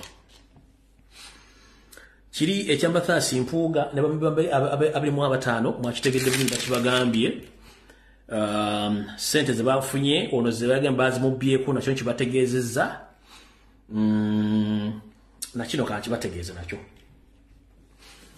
mukyala Joyce Bagabe Manga njagala bannayuganda bategeere lwaki olwana nnyo okulabanga Bawo Mathasi Mpuuga Nsamba akola kyamaanyi okusula ekibiina kya NUP n'okukola buli kimu olina okukola njala ategeeza ekibiina kya National Platform President Ssebuulira obubaka buno okusinziira ku sources zange ez'enjawulo ku kintu ekyakoleddwa Masaka okuluyomba n'okulwana okwabaddewo ebintu bino byadde biteeketeeke nga Mpuuga abinamu mukono ng'akozesa kazini wa Janet akulira Kasijja Gwira Mitale Barracks nti 40% abadde babadde mu lukungaano lw'abazudutawanya bonna badde basajja ba military bavudde nga babadde engoye za bulijjo era nga Mpuuga kibadde mu mukono okuleeta entaleezo naye ntegeezeddwako ntegeeza omukulembeze n'abakumba ku kipitebe kya NUP nti abasajja basindiikiriza olutalo olwabadde Masaka okutandika oduteeka ku buli ofisi ya NUP era nga luyinza tutuuka ku kitebe nga bwe byalinga ku DP bwe baakubaganiranga ku bitebe byabwe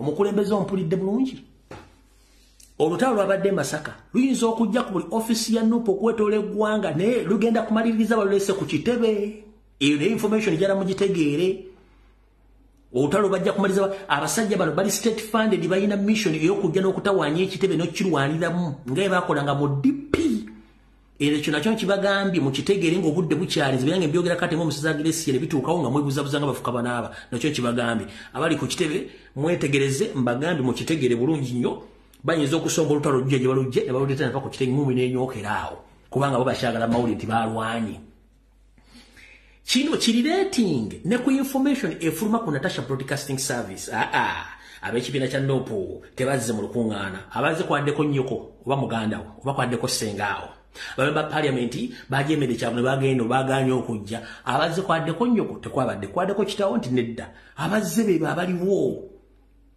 fe abantu batuwa amaanyi sio ba parliamenti kati NBS BBS ba bloga ba YouTube bonna kye batambuza buli lunaku kwongera kusiiga na kwagala kunafuya kyabula ekiganyo kwatayo kati ulire ekinyusi kino Omukulembeze sijja kunenya tewamanya ne banda Uganda tetwamanya. Naye mukyala Joyce Bagabe Manga kankwabye n'ensi erimanya kyerimpa. Joyce Bagabe Manga mukozi wa Semwai ne Iso era nga abadde abegeranga okuva le yawangula omusango kubanga ya condition gye bamuwa. Ladies and gentlemen, omusango mu kooti omukyala Judith Nabakoba yayina okuguwangula. State nesalawo ekozese Joyce Bagabe Manga ne bagamba awangule ku biragiro bya Museveni ngayita mu Semwai yakubba essimu n'eragira omulamuzi akyusa omusango ogwo. Baleke Joyce Bagabe Manga afuke MOP on condition agenda kuba ababegera ekibiina kya Nuupu nga wajja information bwagitola mu Semwai ne mu Iso okuba nti ababegera ebbanga lyonna era kyabadde akola bulungi so sinti kooti ya musiimo bayawangula omusango guno Nabakoba yayina okubeera mu parliament.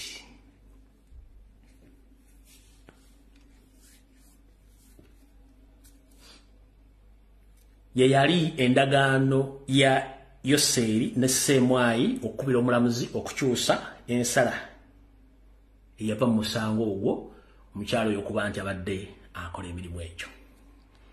Yensonga lwaki alwana bwezizingirire okukola blackmail propaganda okulaba nti asula mukama we yamuwa kaadi n'abamuterawo essente zonna ezamukubira ebipande yoyo mukyala Joyce Bagabe Manga kemirimu gyakola kubega era alipotinga ku Semwai ne Eso ne ku Semwai ne ku Iso ya reporting yovola nti NBS buli kintu kyonna ekifa mu Nuupu kitambula bulungi nnyo kubanga ono amawulire agasusa ku Semwai ne Iso ne bagasindika ku NBS ne bagafulumya.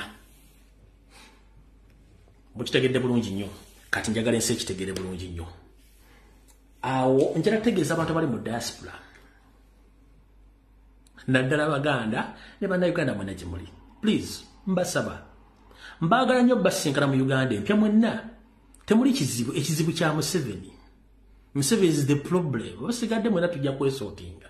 Njala nnyo basingana one day ate mbaagala muli balamu naye ekizibu muyina emputtu ate mwefuladi muli bagezi naye nga ate temuli bagezi. Omuntu eyayita mukwano gwo goyite w'ekitiibwa yagenda okutta. Si muzungu munno goyite w'ekitiibwa oba goyita mukwano gwo yagenda okutta. Within the system y'abana abasajja basinga obungi bakozi ba Semwai na Eso bemuyita ab'ebitiibwa b'Emmengo abajja mu diaspora bakola meeting bakola zi conference babaleetera obutone batta. Kati omukulu wa Abedi Bwanika mbadde mukimanyi nti Abedi Bwanika mukozi wa Eso era abadde ng'akola missions ng'agenda mu America until one of his target yamwatulira nti nkimanyi okolera Eso era mission ze kuyakonzita okuva ko Abedi Bwanika teyadda mu America.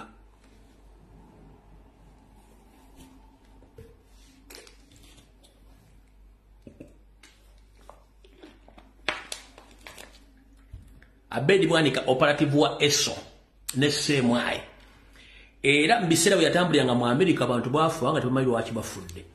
Eyasembayo bwe yali agenda okuwa oba oku-execute ngamuga boy nkumanyi kiwajiddeko ne kiwazza okukola wano. Abedi Bwanika yadduka taddangana mu America nakati bimwe byeyogeza ku TV nti nze nako mugenda mu America baali bamuguddemu nti agent era naddukayo. Yensonga lwaki emyaka gyonna gyabaddewo nga ajja kwesimbawo sente zibadde za Museveni yazimu okwesimbawo n'ogwasembayo yagenda ekolo nasayininga affidavit nti ye nga Abedi Bwanika akkiriza Museveni yawangudde era president wa Uganda kubanga operative n'ennyumba ogimala obulungi ey'ekimanya agimala amaze funa member of parliament nga Kyagulanyi amuwadde kadi n'awangula kubanga sente za Museveni mumezinga za mwindi zibera mutoza mukitegedde bulungi nnyo. Kati goboddeyo owekitiibwa yaze tukyalirako bajja bawo obutwa mugenda kunkumukanga biyenje mutemumanyi Museveni. Bwanika operative wa Eso ekolagana ne Semwai ne brother wayo Iso mbizo gye mukitegedde bulungi nnyo. Mwenna amanyi ennyambala n'entambula ya Bwanika mumutunuulire n'ebintu byayambala naye nga towasiza yambala mujja mutegeera eyasemba yamugwamu America namuga boy ali aliwo boss namuga boy nategedde mission kuwajjidde naye nze tojja kunzita bwanika yadduka emisile taddaga mu America yakoma trip of genda abalima musime mu America nasobola gendayo bamutegeera nti operative kati kyemba gamba mwawoza simaituze mu conference mu Uganda umusimanya ani ngunda wo muri ku operative de muzanyirako yeso murachi bogeza authority naye nga the end of the day akutuma to operate agenda kutta kubanga taleka byama. The authoritative force which Abedi Bwanika uses is unoperative. Eranga reporting ku semwai on a daily basis.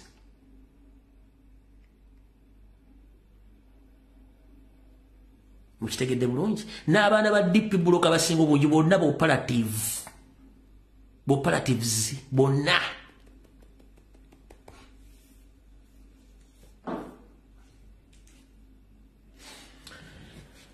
mwina kye mumanja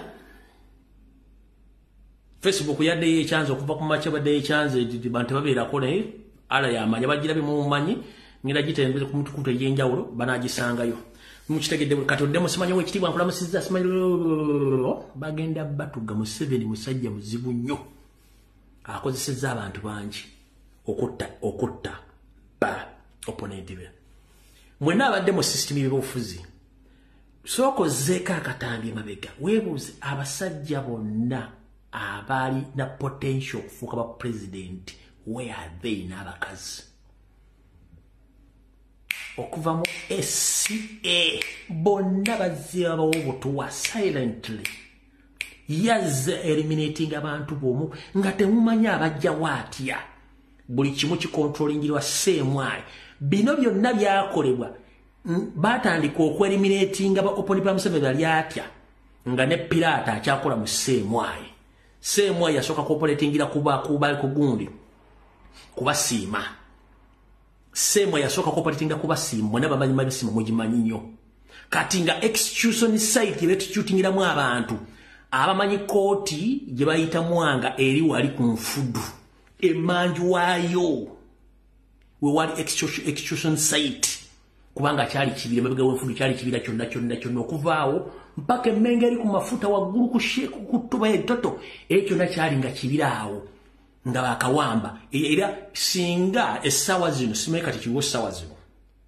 singa bagenda ne baziikula obuziiku zimunyiza osanga amagumba g'abantu mwenna abajjukira isole nti emabega w'ekkooti ya mwanga tuku nfudu mabega waliyo kaditaaki k'amagye aga Museveni nga bakawabattirawo omwana w'Omuganda.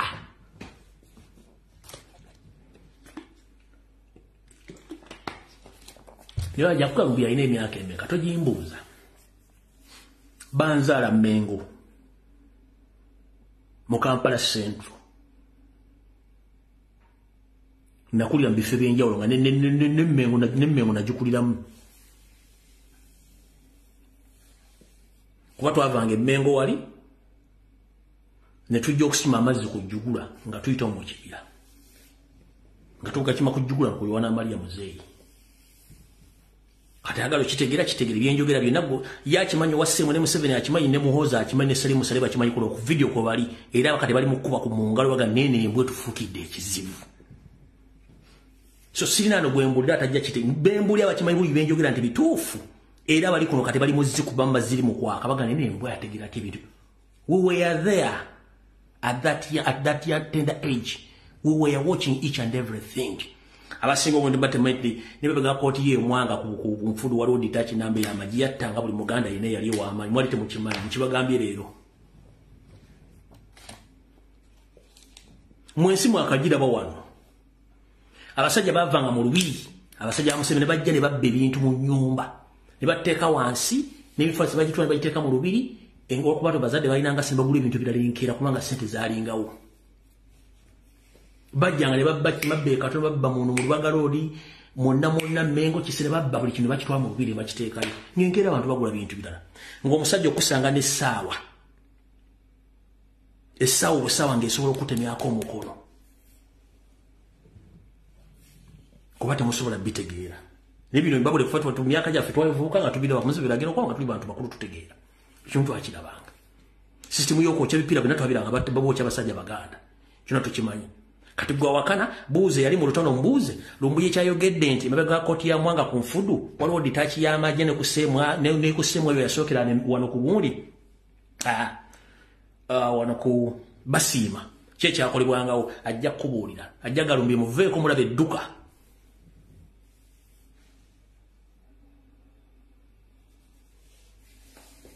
buuze omuntu yaliwo eyali mu lutalo ajja kubuulira owa amajjali mwajja kukabere katumba amala mu buuze kabere salimu buuze naba basemwe bakimanyi bulungi olikode mweziri neteri abanje koti ya mwange manju kyali kibira okuva ku kolansi wano walo wakati waloka wote wakati is it sojovaro walo hotel lyao libateka mpyawo kati awo okuvonda okweto kyali kibira kyo nokuva ku nfudu amenga mbaga koti oko mpaka waguru ku shero obandi katoto ndoza toto kyona kyali ngaliwo nyumbe zaliwo zali zabapangisa ko twapangisa mukazi mwera bidde mukyala yafali mukulu ngazili ku twasula ku bitwin nyumba ngandene twasulanga nekati ekibire ekyo semwayo ya operatingira waliwo kaditachi batto omwana wo muganda awo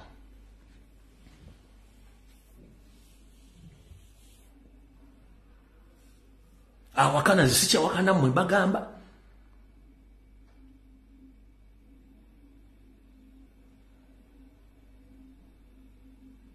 twaitanga ngoli bantu bakaba mizimu gikaba nuga chechi mwana wa muganda bali mukumutta tebatandise lero kutta mwana wa muganda baba tanga lwakuba tewali nga media abantu basinga obuli batati tumanyi babula tetumanyi abasobola okudduka bafuluma eggwanga ono sinyumya hola nyumya reality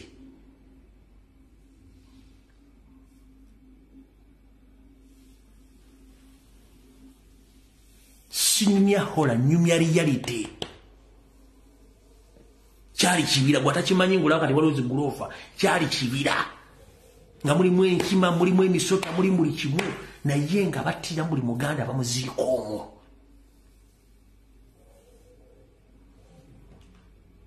mukaba bankumire video njigere tusinkane ku lwokutaano ebisigadde mukaba bankwatireko gwawulyango omutima gukulumya ennyo guma bino bye twogera tosobola bisanko tivadde ku radio and this is the reality abakimanyi bakimanyi atajja kitegeera ojja sigala batukitegeera n'abalaba battiranga ali ku ameshopu awali Buganda loyo wane Mmengo mama battira omuganda awo mu Buganda loyo kubana waliwo balakisi namba wali Buganda loyo yambuka otuga ku radio Sematimba awo battira omuganda kubanga tembimanyi ali sobola bana nyamukama bankumbire mweraba